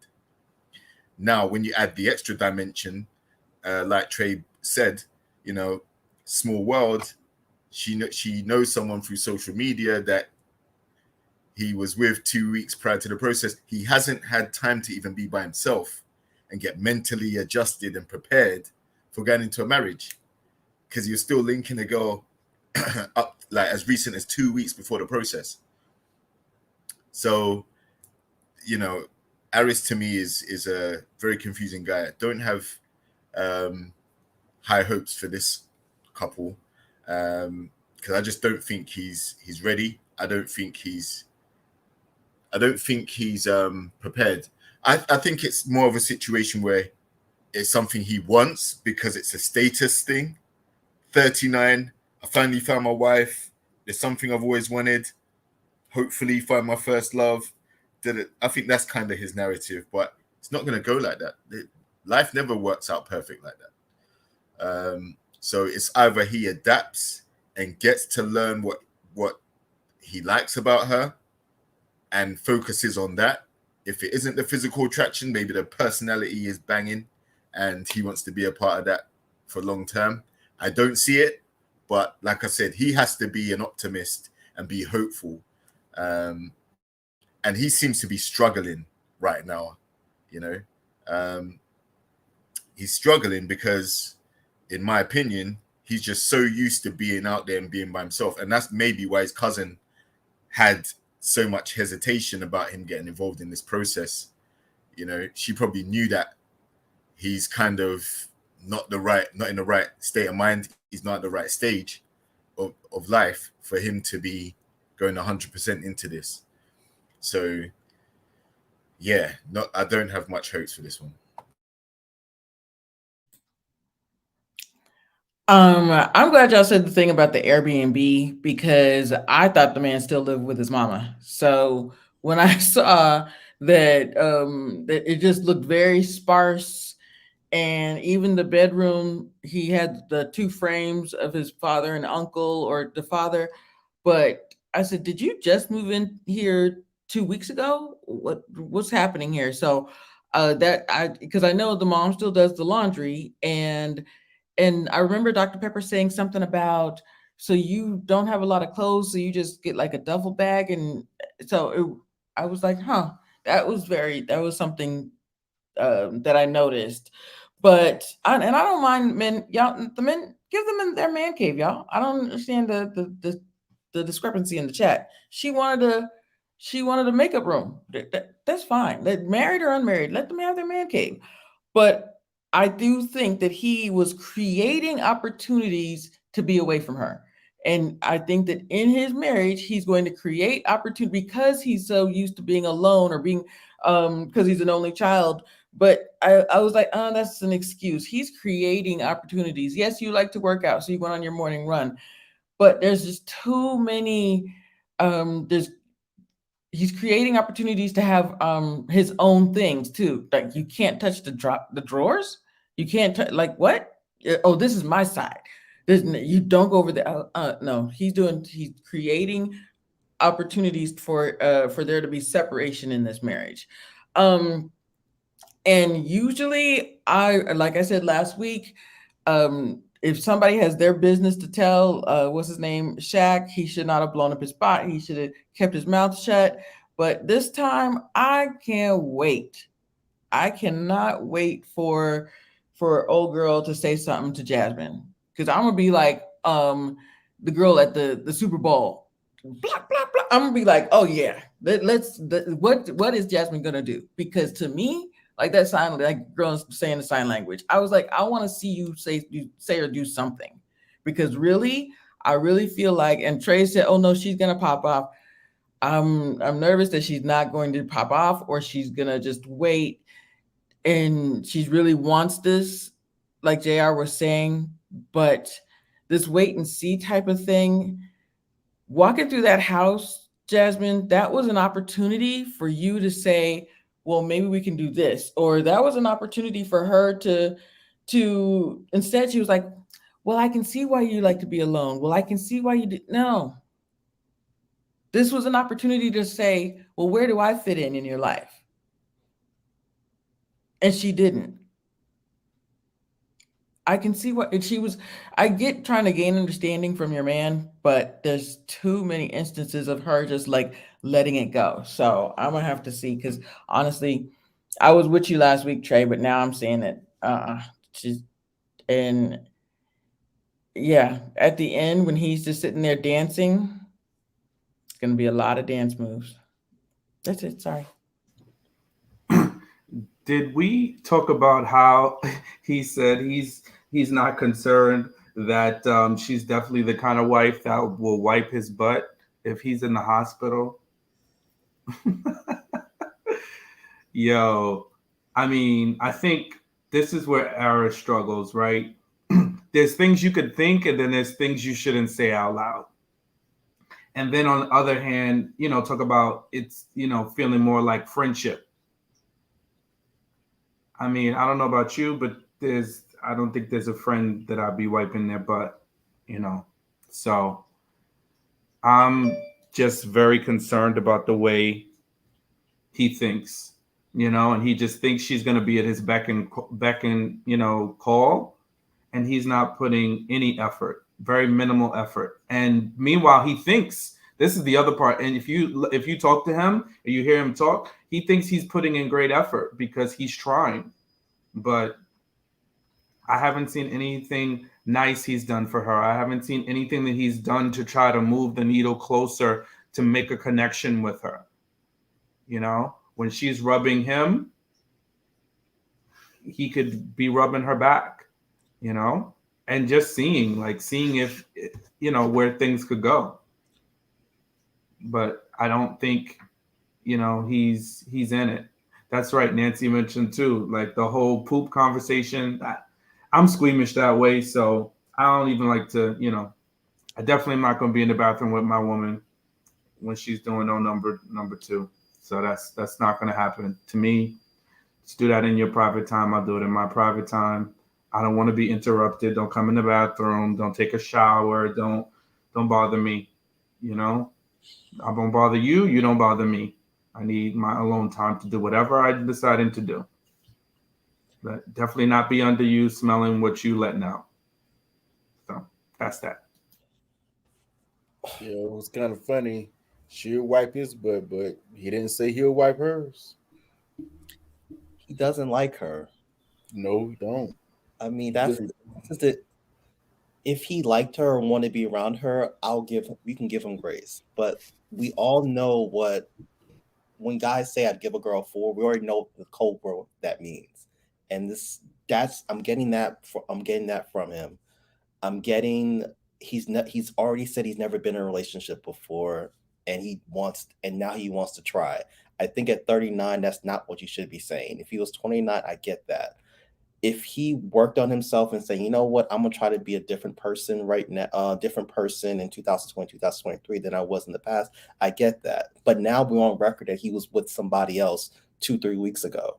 So let's take the show away from this and just look at this in a dating confront. If I was on a date with this person said I was involved with somebody 2-3 weeks ago before meeting you, is that person emotionally available to be in another relationship at that particular time? The answer is no.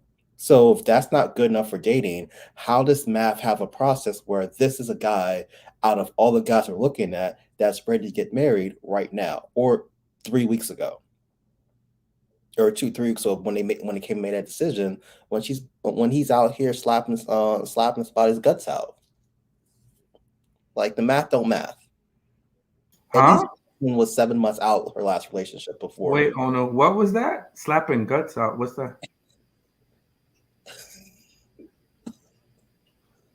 I just never heard that expression before. He was with. Does that mean sex? He was sexually sexually with homegirl. Yeah, they were tummy smacking. It's not even smacking tummy. That's what it is. They're smacking tummies. You know how it go. Okay, bumping uglies. I've definitely heard that. And it's not like there's 6 degrees separation between her, between this girl and Jasmine. It's like we're both friends on Instagram. So I mean, come on, make this make sense. Like, is Nashville that small? Ooh, have we seen the girl? Are we gonna get? Ooh, no, I ain't gonna bring that up. No. I'm gonna say though, look, the last thing that needs to happen is intimacy between both of them. I have to keep reiterating that.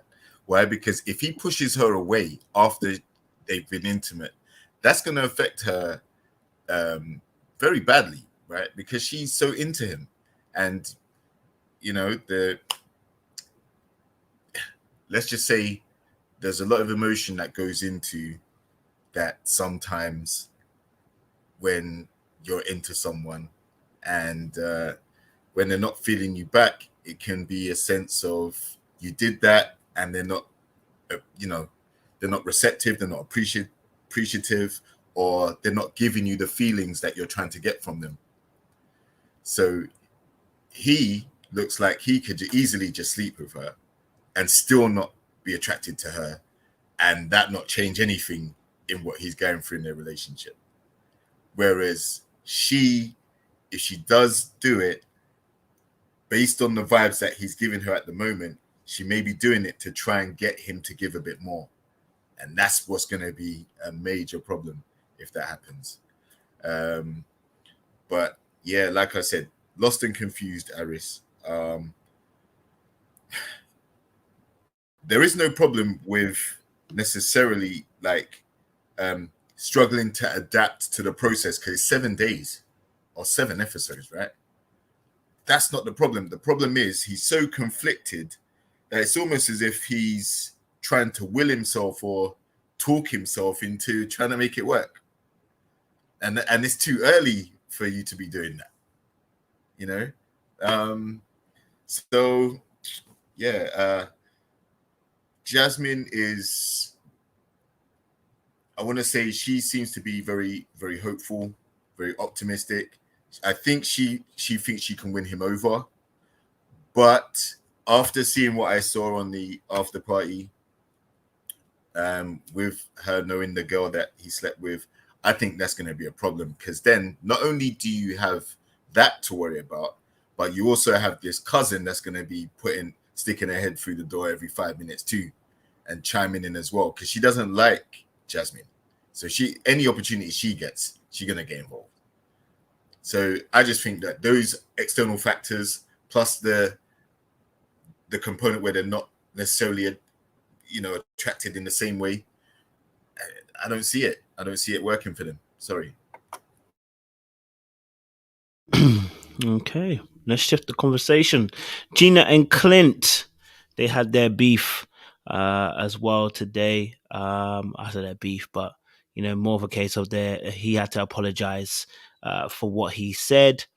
And they are seemingly back on track, some shape or form, to being a couple again, but he apologized to the whole group, let them know he was sorry, or at least some kind of sorry, that he said what he said. I want to give you guys perspective on, Gina and Clint and him apologizing. Right thing to do, wrong thing to do. What was your kind of thoughts on that particular aspect? This man does not know how to apologize, or, I mean, he doesn't know how to apologize, and he doesn't think he did anything wrong too. And also, but I saw on the after party, I think it was Nicole that was saying, yes, I talk a lot, but what you guys don't know is that when he was standing up, that went for about 45 minutes.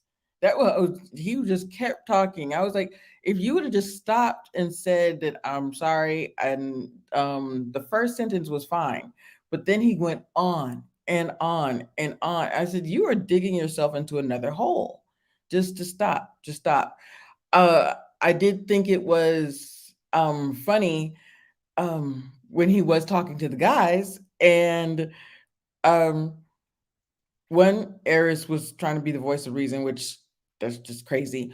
But he said, she called me a ginger. She called me light skin.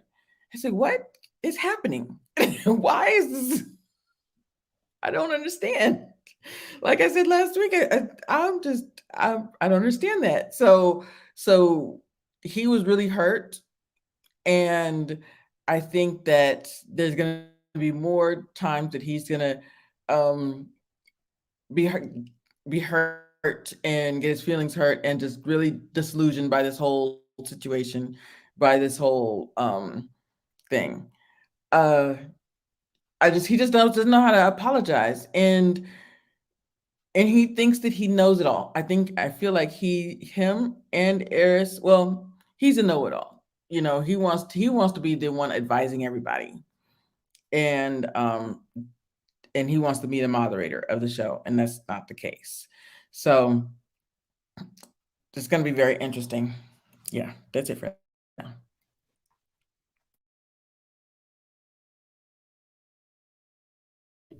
Who's next? Um, Go for Trey. For most people, it's going to be hard to apologize when you generally feel you didn't do or say anything wrong. That apology is always going to come off half-heartedly, unhonestly. You just going to be lip syncing. That's pretty much the end of that. I didn't understand why. Okay, I know why he was apologizing. He said something a little out of pocket that affected the rest of the ladies, when honestly it shouldn't have. That's my little toxicity popping out. But they felt some type of way, So, they took a comment that was thrown at him, put back on her, and took it personally. Where these things happen, as men, we understand. He shot and hit everybody. He sprayed them with a shotgun. They all acting like they butt hurt now. But whatever. Yeah. If you really can't give a heartfelt apology, just don't do it. Just don't do it. Because it's always going to come off. Why? Just don't do it. Just why? Yeah. The whole thing was weird. I was just like, dude, why are you just standing there? Just sit down. Just sit down. You know what I'm saying? Y'all want to act, y'all want to fake like y'all back on track when we know y'all ain't. Cause Gina done checked out. She gone. No, she done checked out. She basically called you ugly to your face. They got mad when you pretty much said, you know, you ain't my type either. So they really ain't nothing fixed. The only thing y'all can do is try to be cordial with each other when you're around each other, which I don't think that's going to last too long anyway. But we'll see. We'll see. What do we think about the ladies getting offended though? That, you know, getting offended. What was that? What's that about? Just was bullying. Gaslighting. Sisterhood. All the words I heard in my head, I'm not gonna lie to you, I heard sisterhood, bullying, gaslighting. I heard all those words in my head when I was true. watching it. I can't lie to you. All true. Can't lie to you. It's all true. It was a one. Go ahead. It was a one for all for one moment. That's all it was. It was just, you know, ooh, my sister who I just met about 3 weeks ago, I'm gonna ride for her. Let's do it, girl. Jump on the train with me. We're going off this cliff, and that's exactly where they went. Shoo. Yeah, Trey said, "Let's do it, girl." Yeah, that's you saw it in their faces as soon as he said it. All the girls looked at each other. It's like, we riding. Boom. There was no discussion. There was no discussion. Just got behind Gina and drove off the cliff. You know, they didn't even fasten their seatbelts. Nicole said, "I'm driving. Let's go." And he just went for it. It was crazy. To me, it was crazy. I was like, wow. I mean, I get y'all to be upset, but this was a bit much. Like pitchforks and ropes and chains. It was ready to go. Burn him. It was like the Salem Witch Project or something. Like, whoa, what he said was not that crazy. And then they took it out of context. That was crazy. They took it out of context and took it personally. Yeah. It was a bit much. Yeah. I think the only thing, and this is when this kind of apology is warranted, is I'm sorry I hurt your feelings. Well, that's it. I'm sorry your feelings were hurt. And you know, because I didn't mean to hurt your feelings, but he said what he said. And this is where the double standards come in. And then, you know, the guys didn't help him either. I'm like, have this guy's back. Like, yes, does he talk too much? Yes, did he ramble on? But all he said was, I have normally dated slender, athletic women in the past. Now, whether you feel you're slender and athletic and whatever size she threw out that she is, then that's how you feel. But he's telling you what his preference is, and that's what he's normally dated. Now, you gonna gaslight this man into telling him you're slender? You're not, ma'am. Ma'am, you're not. And then talking about all these ladies on here, don't lump them in with you. So now everybody's, and then here goes Nicole piping up. Ma'am, mind your man, mind your manners, and mind your own situation. We don't need your help. The same for Dominique. Sit down and find something new to complain about. All right? This isn't your time to add on. And not Gina, you know, the other one, the pretty girl, her name, Kirsten, just sit down. Come on. You've been talking about this guy's bald head since you laid eyes on him. So where's the men's bald head alliance? I'm offended as a fellow bald-headed man. I'm upset that you keep talking about men that have bald heads because you can't control that. You can control your weight to an extent, right? I can't control my bald head. It's here. So I'm offended, and I don't like that you keep saying that. I think it's mean-spirited and it's vindictive, right? We don't get to do that. So the point is, the guy said his preference, move on. I'm sorry I hurt your feelings. I'm sorry your feelings are hurt. Wasn't my intentions to hurt your feelings. I'm just telling you what I like. And we move on. He does like to talk a lot. And from everything we heard, that apology tour went on for a good 45 minutes. So he doesn't do himself any favors either by all the talking. But at the end of the day, he said what he said. It's okay. That's his preference. It's what he likes. Two things, Sean. Yes, it was sisterhood, but you can also take the stance as the only woman in the chat or in the panel right now that you cannot help how somebody's going to interpret it. Okay, so maybe now we all know that this was a conversation that they'd been having for a couple of days, but he wanted to. They brought it up in front of other people, so yes, these ladies were gonna ride for her and get behind her and be even a little bit more not offended for themselves, and then equally or even more offended for her. So they were all up in arms trying to defend her. He could have said, "I'm sorry that hurt your feelings. I really did not mean it that way," and left it alone. But he does not help himself. So I don't necessarily mind that, that one of the other ladies that were, on the thicker side was upset. But I also think, don't keep doing this. Don't y'all in this group and, oh my God, I just wanted to celebrate you and you're a beautiful one. She knows that. Let it go. Like, stop. But I do think that he does not help himself either. So I think two things. I think, yes, he doesn't help himself, and that was a conversation between them, and he shouldn't have even brought it up in the group like that, because you don't know how those ladies, or you don't know how somebody else, like I said last week, she was calling him ugly and he was saying you're fat. So that's it. That may not have been what he said. He said then the slender athletic. That doesn't mean that that's how somebody else is going to interpret it. Okay, that's the answer. So stop going on your apology tour, and ladies, stop getting out your pitchforks and your knives for him, and that's it.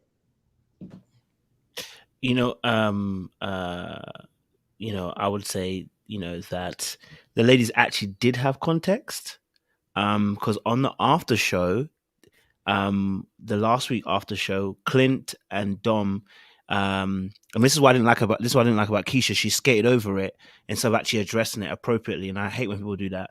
But Clint was saying, well, actually, the conversation started with Gina saying I was unattractive and ginger to the ladies, and the ladies didn't say anything. And then when he said the conversation continued, and I said, well, I like my girls slender and I like them athletic. So and then when Keisha was like, wait, hold on, let me make sure this is correct. Let me ask Dom. And Clint was about to say something again. She said, no, let me ask Dom. And Dom was like, well, yes, the conversation did start with Gina, but I think what happened was because you said in front of the group, shut up. Stop it. You are skitting around.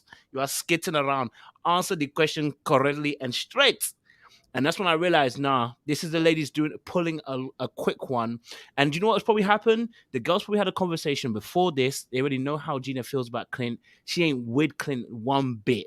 This is another way of just kind of, baby, you know what? You're right. Let's get rid of him. I'm gonna be honest with you. It's like this is kind of like this. I'm not saying that they fully planned it, like, oh my god, because of course they didn't know he was gonna say that. But it's more like a case of like, you know what, gotcha. You know what I mean? Finally, we got something that we can actually moan about and get this guy out of here, okay? Because there's no way you're gonna start a conversation in front of the ladies too, and talk about how you find me unattractive and I'm ginger. And then I continue the conversation forward. Beforehand, last week, all we saw was a conversation that he just said what he said. So it did look kind of bad. I can't lie to you. And I already said that you're going to have to apologize for that because it's in front of the group, right? Not by how you guys are offended, but because it's in front of the group. But if you started the conversation in front of the group and told everybody how you found him unattractive and ginger, you don't get to call how the slap comes back. I'm so sorry. You don't. Because you can't slap me and expect me to slap you the same way you slap me. I might slap you a bit harder. You know what I mean? You should have known that before you slap me. You know what I'm saying? So for me personally, when I saw that, I saw the disingenuousness of the ladies. And the reason why is this. Because none of them are happy. None of them are happy. Not because they're not happy people. They don't like any of their husbands. I'm gonna be honest with you, okay? Nicole just barely getting by, but they don't like their husbands, okay? And that's the truth, because you can sit there, watch Kirsten talk about how I don't like a bald man, and she's done it more than once, and none of you have checked and said, do you know what, babe? It might be a thing where you just not need to chill a little bit on saying someone's got a bold edge. Just one, you said it once. You're now saying it for the third time in front of us girls and in front of the boys. You don't think that's a bit too much? Nobody's checking her for that. And the reason being is because it's accepted by this group. And I'm going to say specifically by this group. Because let me tell you something now. You shouldn't be getting offended by this if you are comfortable in your relationship. If your husband loved your thick me, I love thick women. If he said he likes athletic and dig, I said, broski, God bless you. I love my woman's thick and I love it. I'm not about to get stressed about another dude. If a dude comes out and says, if a girl comes out and says, I like my guys tall, I'm like, it is what it is. I mean, this is a wedding situation where people are being wedded, by the way. This is not even a dating situation where we've all got a chance with each other. Then maybe someone can feel offended because they're thinking, oh, I liked you. How can you get offended about someone having a preference when you got your man already? That's nuts. I just want to put it out there. It's nuts. I'm just saying it's kind of ludicrous because you already got your man and your man likes you the way you are. So how is it that you're getting stressed about? Well, I'm a thicker lady, and so you are not the target audience. Like it's again, do you know what it reminds me of? It reminds me of the men's panel about a week ago when the women were centering themselves on a conversation that had nothing to do with them. Again, it's like it had nothing to do with you ladies. It had specifically what it talked about him and Gina. You know what I'm saying? But I thought originally he brought up the conversation. That's why I said that he should apologize. And I'm going to say this. This is the only time I expected Clint to say 10 toes down because the apology was whack. It wasn't an apology. It was rubbish. There was no point in having an apology. He should have come in there and said, listen, I said what I said, okay? And, I didn't insult you. I didn't insult you. I didn't insult you. I didn't insult you. This was my preference. And here's my thing. I don't want to say it's a woman thing. I want to say there's certain women that are, this is some women certain thing, right? Because then on the after show, Keisha tried to gaslight him to his face from last week. When Dominica said actually the conversation was brought up by Gina, suddenly the tone became, well, you know what, both of you were trying to get each other and get licks at each other. No, but when you started the conversation, you were coming at Clint for saying what he said in front of the group. Now you realize that Gina actually brought it upon herself. You didn't say, do you know what, Clint, you know what, my bad for saying what I said beforehand. You know what, Gina was trying to get at you. I see it now. Okay, I see why you might have been a bit stressed. No, instead you try to make it now. You're trying to be fair, and I was like, nah, Keisha. Already you didn't understand the ginger situation, and now you're doing this. And that's when I realized. You see, sometimes women do like to bring the sisterhood, just like the brothers do. We have we have the brotherhood too sometimes, and we can be wrong. The sisterhood in this instance on the show came together and was moving mad. The rest of the world saw it for what it was. It's madness.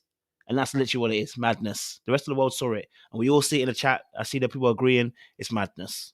You know what I mean? Who's next? Sorry, who wants to contribute to the call? I know I took up time there. JR, go for it. Yeah, right. So I got to agree. There's a lot of hypocrisy and double standard in this. Why? Because it was started by Gina and she's done it multiple times, right? And obviously she must have thought that, as a guy, he should just sit there and take it. She's going to say what her preferences are or what she doesn't like. And as we've already heard, he can't change. What's he supposed to do? Go out and buy some Just for Men or some Beijing and dye that just because she's not attracted to it? No, that's his features. You got ginger everything, right? Now, it's okay for her to state it, not only to his face, but in front of the other couples, because she's the one that brought up the whole attraction discussion when they were sitting around at the table last week, right? Now, she was offended, even though she didn't even consider herself to be, the plus sized or the. She said, my waist is size 26, so she's actually putting herself in the bracket as the slender girls that he's used to dating previously. That didn't even make no sense. So, he is, I think he is brave to apologize. And I would say it was the better decision to do than to stand 10 toes down because they all had their daggers out for him. And I think that's what, I think you're right as well. They're not focusing on their relationship. It was a distraction from what they're all going through. so they can all pile on Clint for what he said. He wasn't talking to any of the other ladies. All he was saying is, previously, I've dated those women. He didn't say, that's what I expect Gina to be. He didn't say, that's what I'm looking for now. He didn't say, that's what I want to get married to. He said, previously, I've dated those type of women, and now I'm in a relationship situation, a marriage. You know, he didn't even go into that detail. He didn't even put her down. But she got offended. And if you live in a glass house, you shouldn't throw stones. If you know you've got a fragile ego, or highly sensitive, or highly emotional when someone critiques something about your physical, why are you going out there dishing it to other people then? Because you don't know how sensitive they're going to be. So there is a double standard there. I also wanted to say that I think there, in some cases, there is this notion that, you know, the woman in the relationship, the lady, considers herself to be the attractive one, and the guy is not so attractive. So there's like an inflated sense of self, like, so she can make remarks about his looks, for example, and he's just meant to be strong and silent and just be like, just take it, just not fire back at all. And when the guy does it, it's like he's pulling the chair from under her. It's like he's really struck a nerve, right? So I think there needs to be some acknowledgement that if you don't like it being done to yourself, don't do it to your partner, because you don't know if he's had issues growing up being teased about being ginger throughout his schooling or in his neighborhood, or because, you know, let's face it, redheads are in a minority. You don't really see them often. So he might stand out in his particular demographic and be teased for that. Just saying, it could be. So her commenting about it could have been a sensitive subject for him. I don't think what he did was outrightly come out and say, look, well, I don't like you because you're X, Y, and Z. He didn't do that. When they were sitting down together and she said, well, I think attraction is going to be a major thing we struggle with, because he just looked stunned. He was just like, oh no, like he looked hurt. It was only in the group setting when he made his opinion known about, you know, what he previously dated. And if that is such a bone of contention, don't dish it out. That's what I'll say.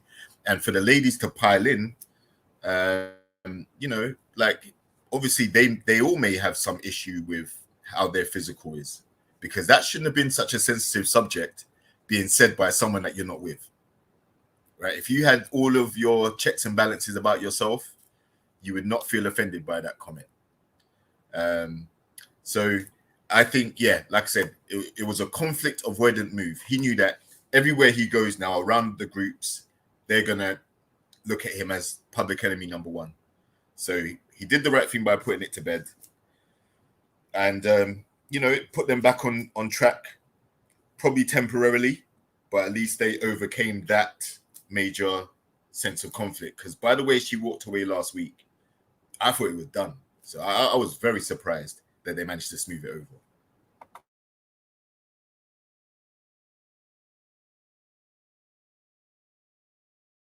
Next.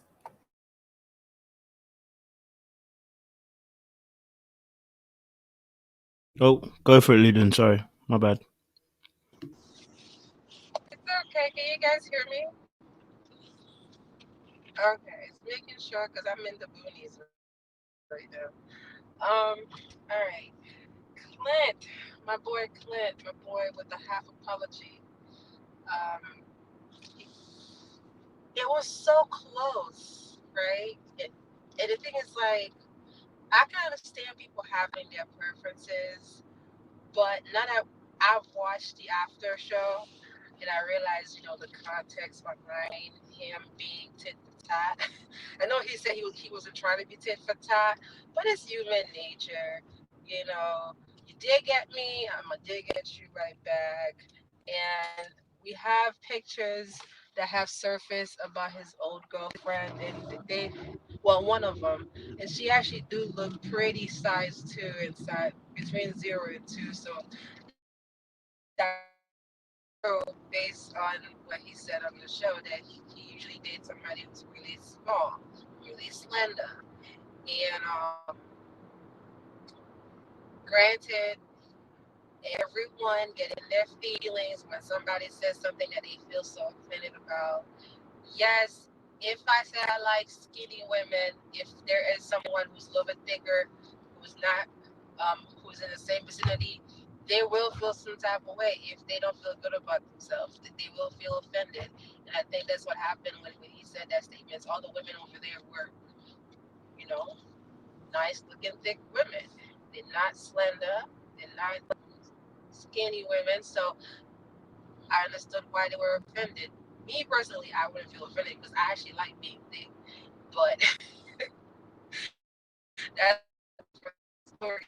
And I don't like when people were trying to make it seem like he apologized, that he was supposed to be like, well, I'm sorry, I kind of called the rest of you fat, but that wasn't my intention. But he didn't really go that route so deeply in his excuse. I mean, I'm sorry, in his apology.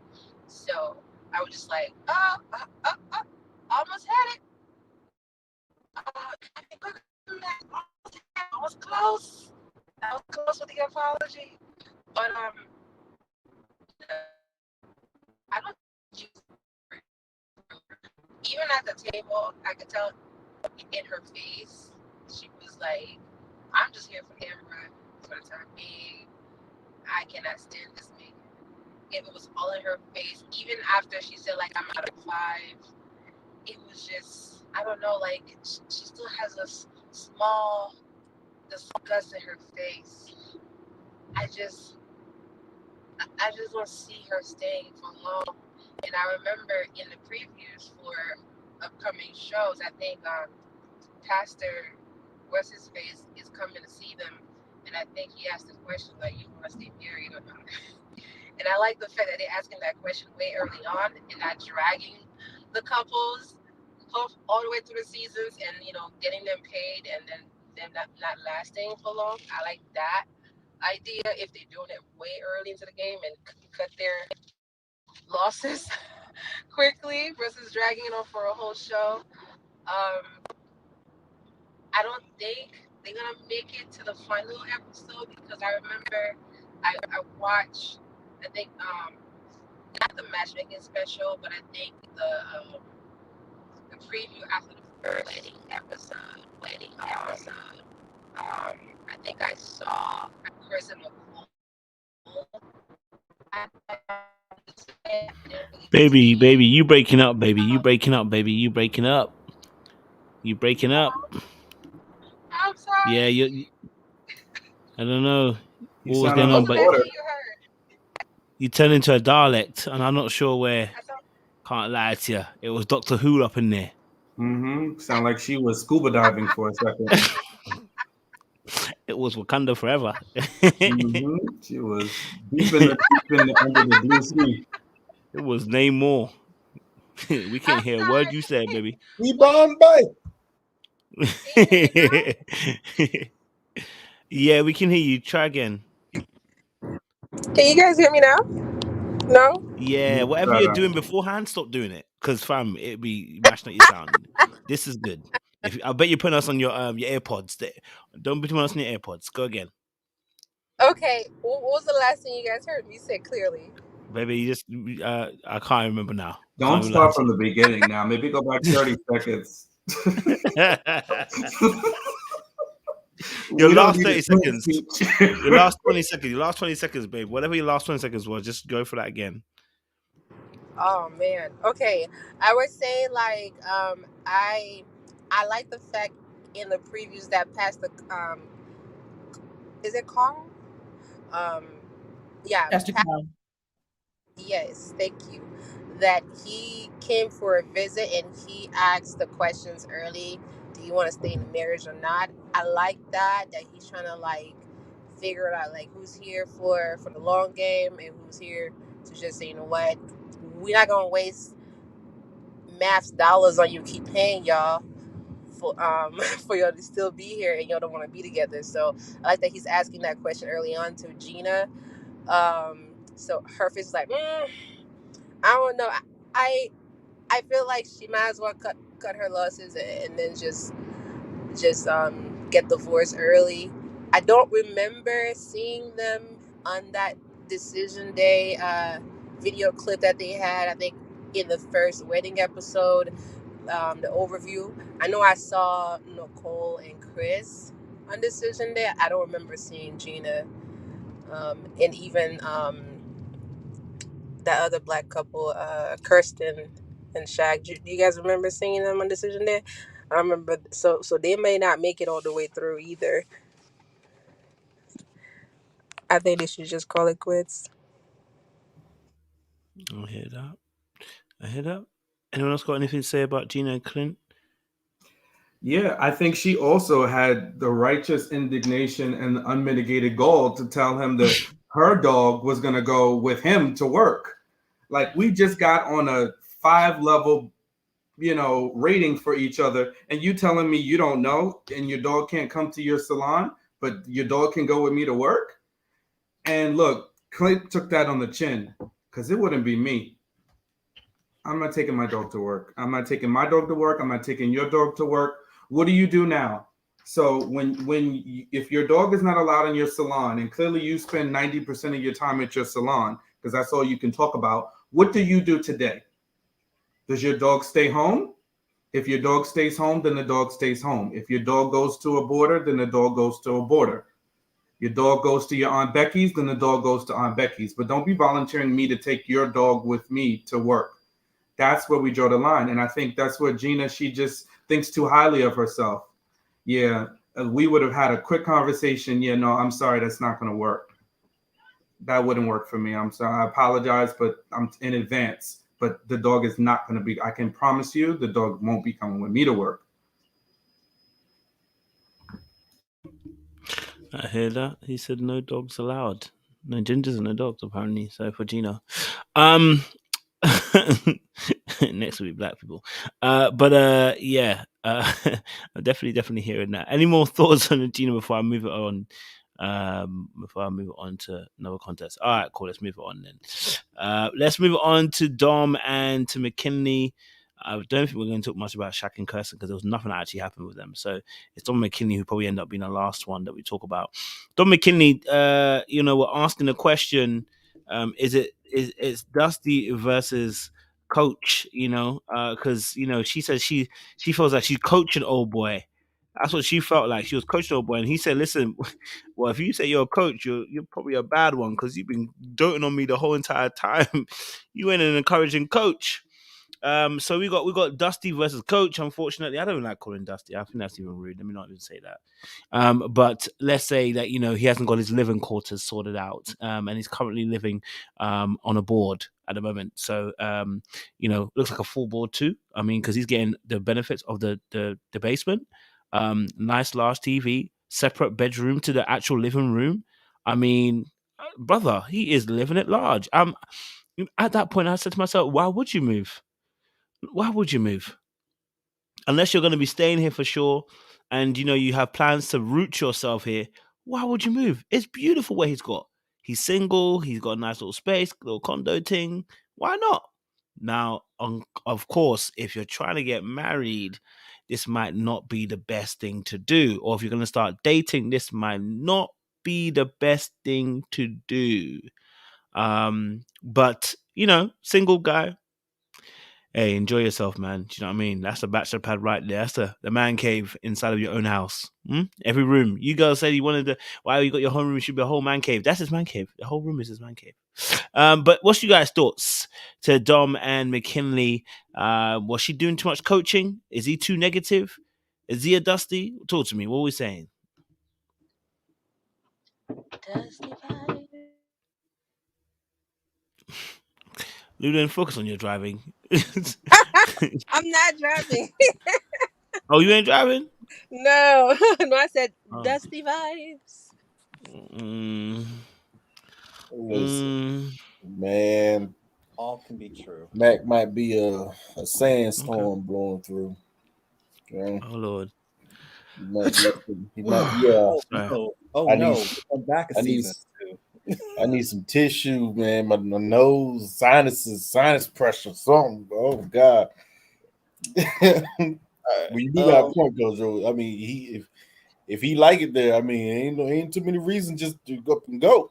Like, got a nice little spot. He got his little 9x9 room. He good. You know, Is this? he might be all right, but it's weird. Like, I look at Dominique. I actually find her attractive. I think she's very pretty. It's a toss up between her and Kirsten to me, just me personally. I'm like, but every time she speaks, I'm like, stop, just stop. Oh, I see why you only 26. I see why you are where you are. And it ain't going nowhere anytime soon. Like, you are a carbon copy of your mother, and it's not a good thing. It's not a good thing. It's like, yo, Mac is right. She's been critical of him since the first day they met. Super critical. Even critical at stages where it's not even needed to be so. I mean, even was critical of his humor, which, it's not for everybody. He's like a kind of dry humor guy. He did catch himself in a lie or two. That's his fault. If you ain't did nothing, don't be going around here saying you did. That's stupid. But yeah, like we just said earlier, none of these women like their husbands. Like, when you said that, I was like, wow, none of them like their husbands. She don't like Mac. She's looking for excuses to criticize him more now. She was, before they even got in the house, she was like, yeah, I'm ready to check this out and look for stuff and see how it look. I was like, oh boy, she about to find a whole, especially when he said he was living with a friend, and then they decided to mention that the friend was a female. I said, okay, how this is gonna go? Because that's the first time they mentioned that. We knew he was living with someone, living with a friend. First it said like another family that he visited. This episode it said, oh yeah, it's his friend and it's a female. As soon as that happened, I went, uh-oh. Okay. I see how this is about to go. I see how this is gonna go. But surprisingly, it didn't go that way, or they decided not to show what she actually thought about him living with another female or whatever. I knew she was thinking it, but I guess they didn't show it or didn't want to show it, and she said, I don't know. But when she walked in the house, she's like, okay, the house is kind of nice. And then they walked downstairs and she'd be, oh no, this ain't it. Yeah, the more she talked, she just needs to stop talking. She just no. She need to grow up somewhere. When she grows up a little more and get a little more perspective, she might be something to look at. But right now, she need to get away from her mama. Number one, just get away from her. Find her own self. Find her own life, and grow up. Matt need to get himself together because he got a dust storm falling behind him, and yeah, he's just trying to escape his mama, which is crazy. He's trying to escape his mama, but it just ain't gonna work. It just ain't gonna work. We already see what's probably gonna happen next week. She ain't gonna stay with him. She out. I'm out. I ain't staying with this fool. Nah, it's too much. Said I'm out. It's gonna be funny. I'm gonna laugh. Only go for it. I don't know how we've taken like Mark and Steve from 2 seasons ago, mixed it together, and now we have Matt. That's pretty much what just happened here. And I look at Dominique, and she ain't Lindsay, so I feel for her. But I think I think we talked about this like a while back on a men's panel about being ready for a relationship, being ready for marriage, and like for Matt, he's just not there. Like we get more to his back history. He's been moving around from Michigan to California. Now he's living with somebody in Nashville. These isn't the characteristics I'm looking for someone who's ready to settle down. And Dominique doesn't have the person that's going to make that person change. Like, I'm going to change for you. I forget what song that is, but I don't see a man willing to change their entire life or their entire existence for this person. And if that's the end, to me, for this to work, that's what this has to be, and that's not where it's at.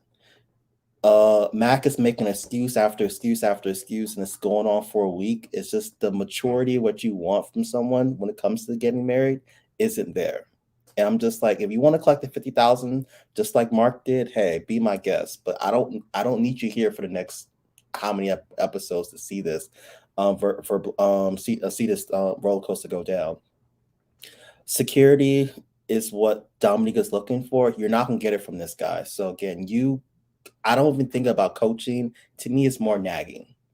It's, you want things to be the way that you want to be, the way you want it to be, and you're not going to compromise. If it's not there, you're just going to continue to bring it up. And it started on it was present on the honeymoon. It's going to be present now. We're going to see into next week, which is fine. I don't see that. I'm not even a builder. I don't see her growing with a man. And I think one is her age is number one to place the factor. Two is life experience. Three, her life experience, but what she wants out of life, she wants to be in Nashville. And I remember her mother saying, like, hey, are you interested in moving, and let's say moving to Michigan now that they're married? She kind of shot that down right then and there. And I'm seeing a lot of those things coming out again this past week. Like, hey, her entire life's in Nashville, like or nuclear family. She's not going to move that for a man who can't give her everything that she wants, or when it comes to providing stability, etc., which is fine. What's this coaching thing? I don't see coaching. I don't see nurturing. I don't see molding. I don't see none of that. I just see like a little girl just trying to play in the big leagues, and she doesn't know what she wants or how to do it. And compare her situation to someone like Lindsay from a couple years ago. Lindsay, yes, you can do a lot of things to mold a guy or motivate a person per se. But again, if the guy's not where he needs to be in his own life before getting into a relationship, is doom or dust. Either you're gonna sit around and watch a train wreck happen, or you're gonna walk away.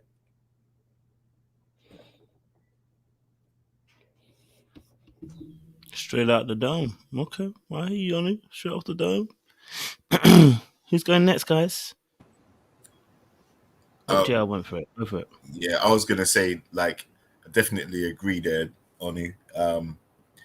I get naggy vibes from her, and that's where I think she calls herself the old soul, because she nags like she's much older than she actually is. I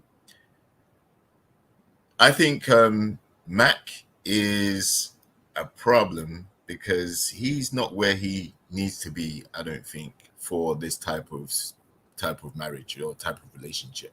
Doesn't matter who he's paired with. I don't get the impression he's ready. Because there has to be an element of stability. I want to say with men more so, because we're looked at for what we have and what we can provide, right? And I don't think he shows enough of that. I don't think he's that developed yet. In a way, that might benefit them because she's young. So she may not be looking for the same things that someone older might prioritize.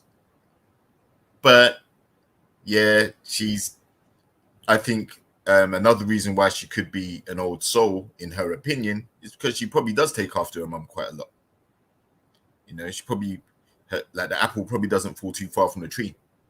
So a lot of the stuff that her mum's poured into her, she probably goes out and does with her younger self, right?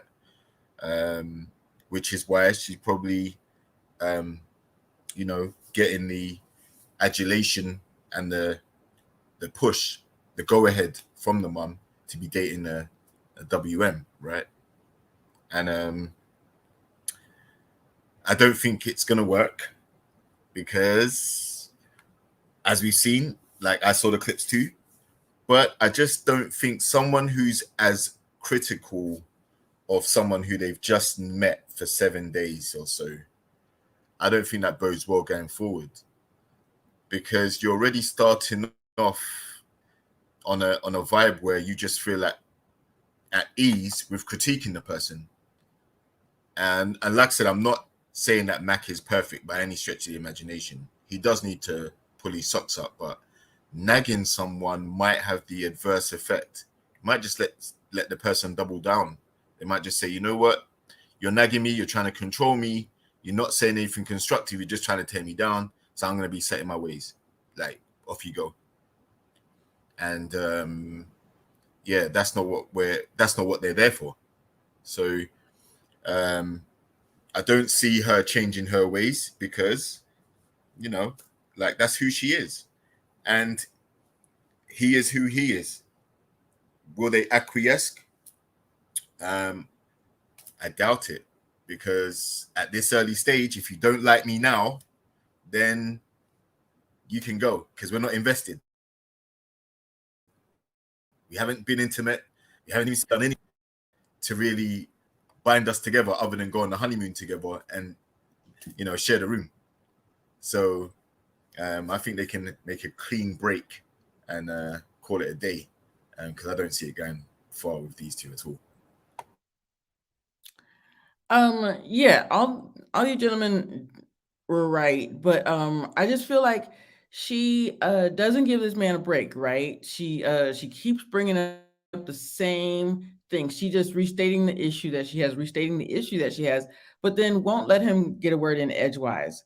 When they were sitting there on the bed and he's trying to explain and say, well, I'm sorry, you know, that's just my Midwest, you know, type of ways when I'm with my boys or when I'm with my friends. I'm not your friend. That's not what he meant. and the fact that you're taking offense to it, and that fact that you want to snap at him that quickly, that says something. That's, you don't like this man, and you're getting more and more aggravated or irritated by every little thing he does. So then you get to the house, and I actually don't disagree with the things that she was saying, because she wanted to see that, okay, if you're putting down roots, that means that you want to stay here. She was asking, so what are your plans? You know, and so I had to go back and I asked somebody earlier in the chat, like, how long has he been in Nashville? And I guess it's been 4 or 5 months. So, and I know when I moved here to Atlanta, I stayed with a friend for 2 months, got an apartment, got a job, and I was off, but I was constantly making moves and looking at the area. Like 2 months, I was in my place. So for her looking at it, and I'm like, well, has it been a year? Like, why are you just keep harping on this man? And honestly, if you keep, nagging, it doesn't sound like you're motivating him. It sounds like you're nagging him, and and he's going to be less likely to listen. I think that's what JR said. He's going to be less likely to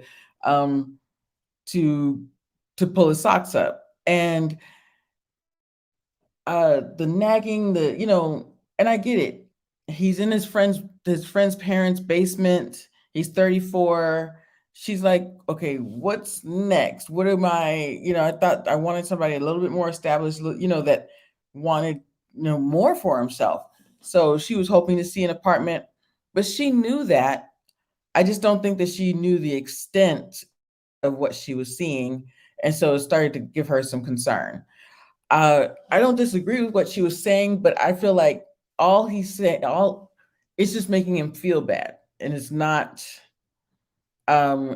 she's not helping the situation, because she's just extremely turned off. I do want to ask though, has everybody seen the after party? Because the ladies were saying how surprised they were that I guess Mac and her like snuck off, and they were very lovey-dovey at the last day. And I was like, I don't get lovey-dovey from her to Mac at all. Like, I know Mac wants to hit that, but she does not. She is not lovey-dovey towards Mac. So I thought that was very interesting. Yeah, I think she wants to see, you know, somebody that's a little bit more established. But if you're constantly criticizing him, that's not gonna go over well either. That's it.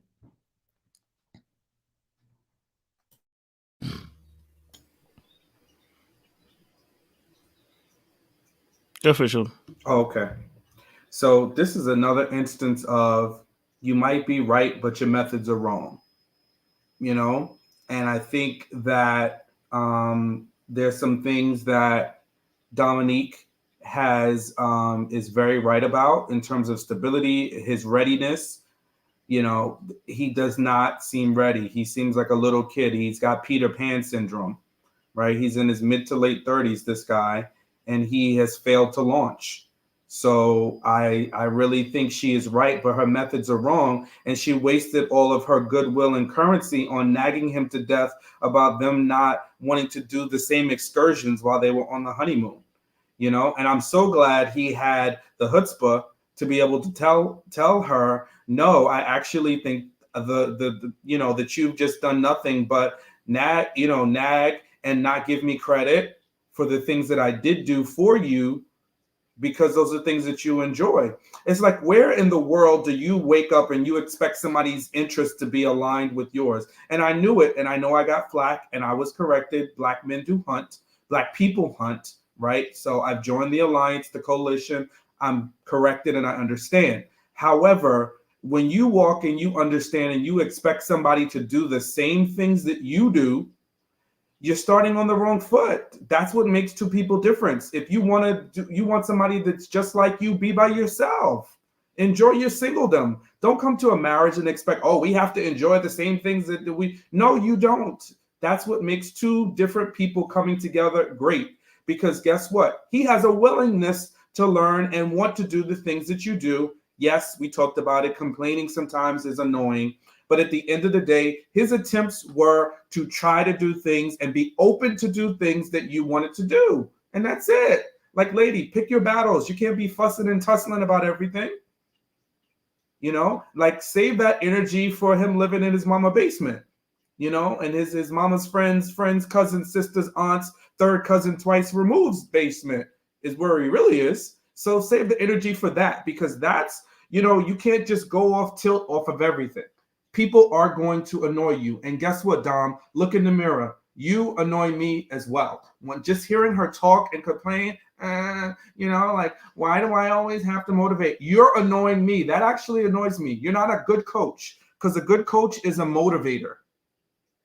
A good coach, you know, makes you work, but also motivates you and gives you positive reinforcement.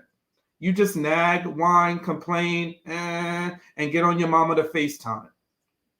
So you're not ready either. There's things you have to work on too, you know, and I just get sick and tired of people, you know, who come into relationships. And this is an example of it, where you feel like you're evolved and you're ready. No, how about you've made mistakes? You talked about what's happened in your past, that you've made wrong choices. How did you learn from that? And what are you doing differently?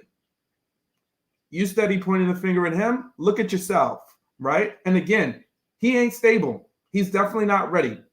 I'm sorry.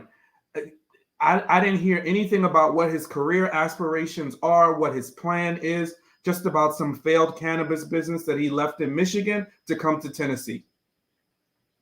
That to me doesn't sound like somebody that's ready to be anybody's husband. So yeah, the nagging, the complaining, and then thinking that you're who you're not. And I'm glad she got somebody that was like, no, let me set you straight right here. Now, will she receive the information? Will she hear it and self-reflect like, oh, maybe I'm not as good and positive and as much of a coach as I think I am? I don't think so. I don't think it's going to happen, but that would be the feedback that she takes. They're not going to make it. I know that. I can see that from a mile away. But will she self-reflect and see, hey, listen, maybe I came on too strong. Maybe I nagged. Maybe I was a little too problematic, right? We had that wonderful discussion with Andrea. Anybody that caught that on Tuesday's live? Beautiful. Self-reflect. Realize what you can learn, what you can do better. And I'm done. And I'm done. Dr. Mike. Nah, man, I definitely hear you guys' points. I mean, I think both of them can use some work. I think he needs to stop mentioning I'm doing this for you. I think she's got it now. I think she gets it. You know what I mean? So I don't think he needs to keep mentioning it unless she's bringing it up. You know, you said it once, continue. You know what I mean? Work away in silence. You know, don't keep making that noise about, oh, I'm doing this for you. I'm doing this for you. You know what I mean? Like da da da da da. So yeah, definitely that's his issue. He needs to stop that. The thing is, she doesn't like him. So and here's the thing, she already chopped down his humor, and to be honest, it was already going to be long, because once somebody doesn't like your humor, that is a big part of you. Once that goes, it's very hard to recover from any kind of relationship, because it's like, I can't really be me. That's how they're gonna feel. Do you know what I mean? So yeah, that was a difficult part. That was the path they were going down. And then obviously the home situation, yeah, brother. I can't lie to you, I agreed with her. When she said you're not ready to have a lease, but you're ready to have a marriage, I said, yeah. He couldn't even say nothing. I said, yeah, she got you there, bro. How you ready to be married but not ready to have a lease, bro? You know what I mean? Like, you're looking to get a bride and run back to where you came from? No, sir. Come on. You gotta have a stable premises. And one that's not with someone else. Do you know what I mean? So if you're saying you're ready to marry, you can be ready to sign that lease. You know what I mean? So it's giving you're about to run back to your hometown. That's what it was given. And I can't lie to you. It did feel like that. And remember also, the mum had obviously put ideas in Dom's head already, because she said, are you sure he wants to stay here? Are you sure he wants to be here? You know, like, we heard he wants to go back, blah, blah, blah, blah, blah. They put all those ideas in their head when they had that meeting about 2 episodes ago, when the parents met her. So she already had that idea in her head. Do you get what I'm saying? She already had the idea in her head that potentially you're not going to be staying here. You're going to go. So there's a bit of fear already induced by the mother saying what she said, and now she can't look at it through objective eyes from his situation, which I get. I'm not mad at it. And then she just needs to be, stop nagging and stop heavily critiquing everything that he's doing. If he's trying his best, encourage once in a while. It's not always critique, sometimes encourage as well. And hopefully that person can thrive. But personally, I think these two are not matched together. They're not matched. I don't think they're matched at all, to be honest. Generally, I'm not think they're matched. But yeah, I think they will end up probably breaking up very, very soon. And I'm not sure who will actually do it as a stage. Not sure who would actually do it yet. Who would take that first leap and say, this ain't working? Probably Dom, but hey ho. But yeah, that's what I've got to say on that. We are reaching our 3-hour limit. So where's Master Sean? I think he might be grabbing something quickly. I've been nice lately. He's changed. Can you guys hear me? Yes. Sean said he coming right back, and I didn't get my opinion yet. Okay, sorry, go for it. My bad. It's okay. All right. So I hear everybody's opinion about Dominique, but Dominique look like she is a spoiled girl. And what do spoiled girl likes? She likes a man with stability, like she said. And nothing screams stability about this man living in somebody's basement. I'm sorry, in somebody's house. And it's giving, you can't do nothing for me.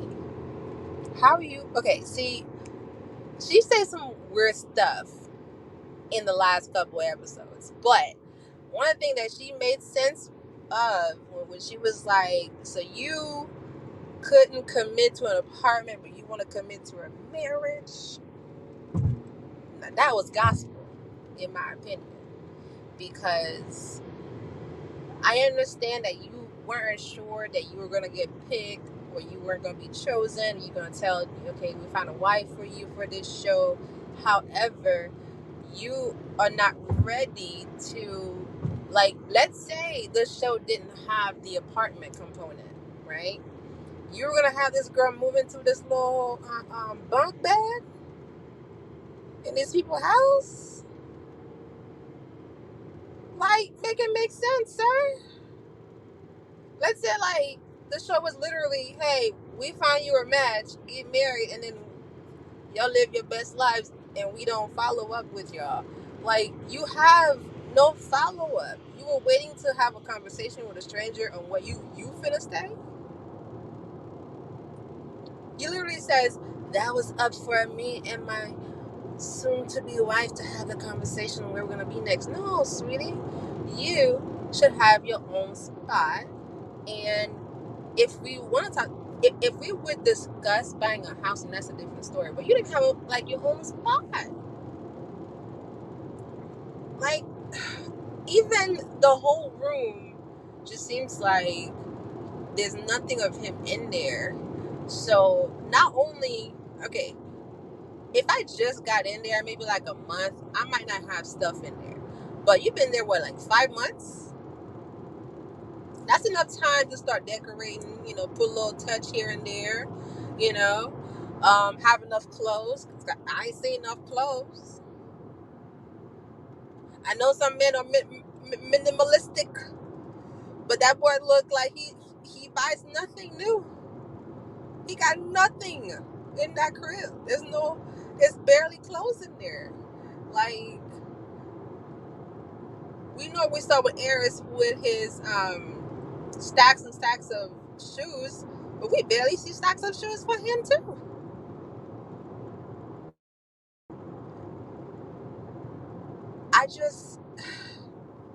I know her mom gonna be furious when she finds out this man lives in a box and trying to marry her off to a man that lives in a box.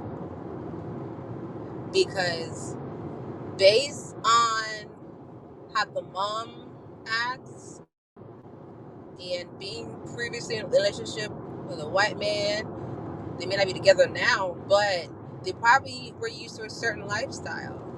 So the fact that we see in the previews next that she don't even want to sleep there, she's turned off. She's turned off. Let me tell y'all, I remember I met this man at a gas station once, and he invited me to his house. I went to the house. It was the same thing as Mac. I turned around so quickly. I was so disgusted. I said, you blocked. Immediately blocked. We don't need to talk no more.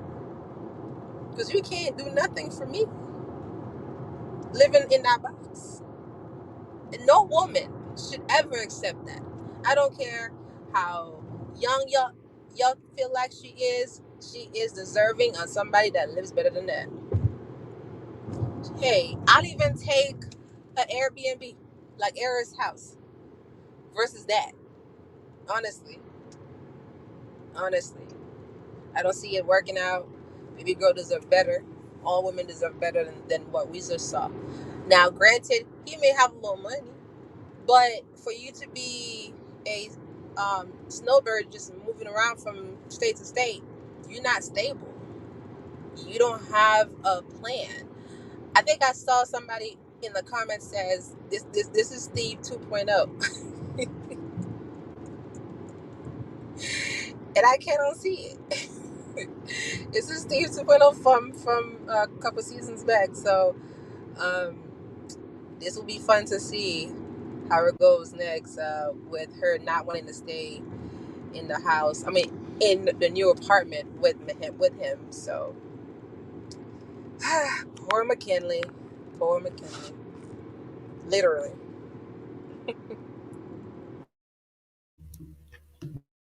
It's the box for me. She said, I can't be living in this bird box. She gonna see at this point. She gonna see. I understand. I ain't even mad at it. All right, listen, we're at the 3-hour mark, guys. I think Sean will be coming back, so I might have to close it for him. But listen, it's been a good conversation. You know, I've made many pointers to put down so that people watch it and they can enjoy as well. So yeah, no, it was a good conversation. And you guys came in with some different points. We had some wild ones too. And actually, you know, we'll have to wait and see. You know, it may come to pass. You know what I mean? It may come to pass. But yeah, no, it's been really, really good. kind of chopping up about Married at First Sight. We had over 500 people come into the chat today to watch as well. So we really appreciate you guys as well. Just want to say as well, guys, we're back here on Saturday night. Tomorrow's Friday, right? Tomorrow's Friday. So I might do another live because you know, the interview for Thingy dropped, for Raven from Love Is Blind dropped, and yeah, she was dropping the bars. You know, SK's, he's a wild one. Okay, that's all I can say. He's a wild gallivanting antelope out there in them streets. So we might do a little live review. Have you guys on board as well if my internet will actually, you know, hold and actually not mess around. We can do it. But yeah, man, very, very good interview that she did. So it could be a really good show to do. But Saturday night we'll definitely be here talking to you guys about Ready to Love, back with a bang. And then Sunday night we have the men's panel once more again. Okay, Sunday night we're back again. Kirsten and Shaq didn't do nothing on this episode, nothing at all. She cussed his bar lead again, and I'm tired about talking about his bar lead. So they ain't even getting airtime today because they ain't do nothing. Okay, they ain't talk about nothing. They ain't do nothing. Sean, give us the roundabout, please. You know, the benedictions. Yes, sir. So first couple, you know, Gina and Clint, don't listen, don't back anybody into an apology. Don't bully somebody into an apology, right? You know, sometimes people just have a right to state their opinion and say what they feel, you know, and look, if you can't dish it, you know, then don't, if you can't take it, don't dish it, you know? So if you don't want to hear the truth about you and, you know, you can't, you know, hear your people's opinion about yourself, don't tell people about themselves, right? So just be prepared for that the pendulum to swing right back in your direction, right? And if you can't take it, then just sit in silence, because that's the worst person, is somebody who can dole out feedback but cannot receive it. Next up is and just lastly, please, you know, I'm so glad we have so many reasonable ladies out here. The sisterhood contention, please don't get together. The sisterhood consortium needs to be disbanded, like NATO. Disband it, abolish it, because at the end of the day, ain't nobody working together. Everybody has their own self-interest. So let people handle their own individual issues in their relationships. I think that's a word of advice for us all, right? We see a couple feuding, fighting, disagreeing. We don't need to pile in. We don't need to insert ourselves into it and topple and pile on. Sit in silence. Yeah, sit in silence sometimes. Don't add into a couple's, don't get involved in domestic issues. Next, we talk about Arris and Jasmine. Listen, if you want marriage, you want a relationship, it's just like being a believer. We got to die to ourselves. And that is the ultimate guide into going into a marriage. You have to be willing to sacrifice. You have to be willing to give of yourself. And if you're not ready to do that, singledom is a place. And there's nothing wrong with that place. It's not a condemnation. It's not a sad place to be. If you want to do what you want to do all the time, then the single life is probably the best life. And there's tons of options and tons of things that you can do and enjoy that. But don't inflict your trauma. Don't bring your pain to someone else to fix, heal, and deal with.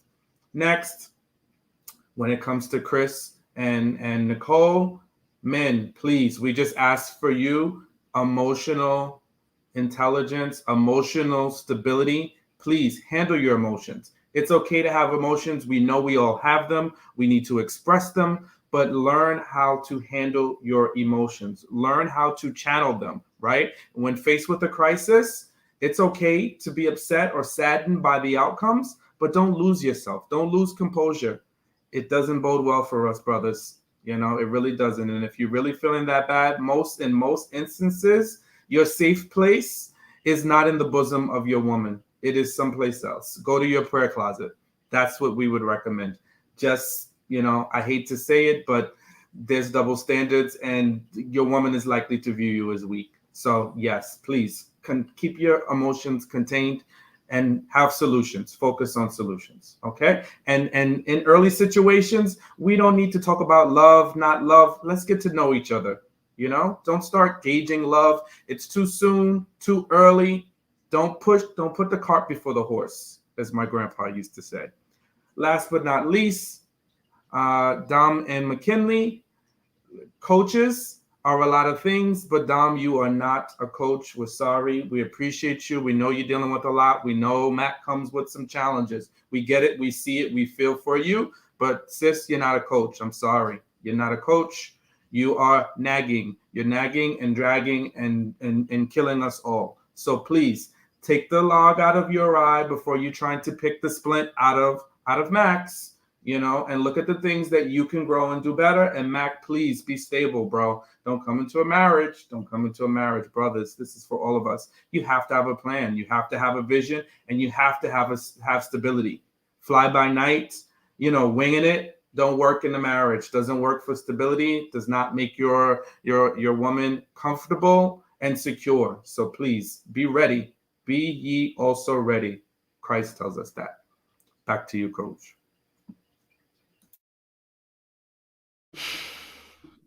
Hey man, listen, another good conversation, another good live. Make sure you guys leave here by liking the live as well, sharing it, and subscribing to the channel if you haven't done so already. You guys were excellent in the chat. I saw so many people commenting and having conversations. You guys enjoyed yourself, and I appreciate that. And as always, I just want to just say this, like you know how it goes when we get to the end. But listen, some people are out here putting on panels for you guys, and other people are doing. There's a difference between me and you. Because while you were sitting around, waiting, doing niche, I was out making moves. That's what we're doing on these panels, and I'm going to leave you with this last night. I'm leaving here with something. You know what I mean? I'm from around the way. I'm leaving with something. Hey, and in that note, guys, make sure you have a nice night. Enjoy yourselves. Be easy. We'll see you again on Saturday night. You know what time it is.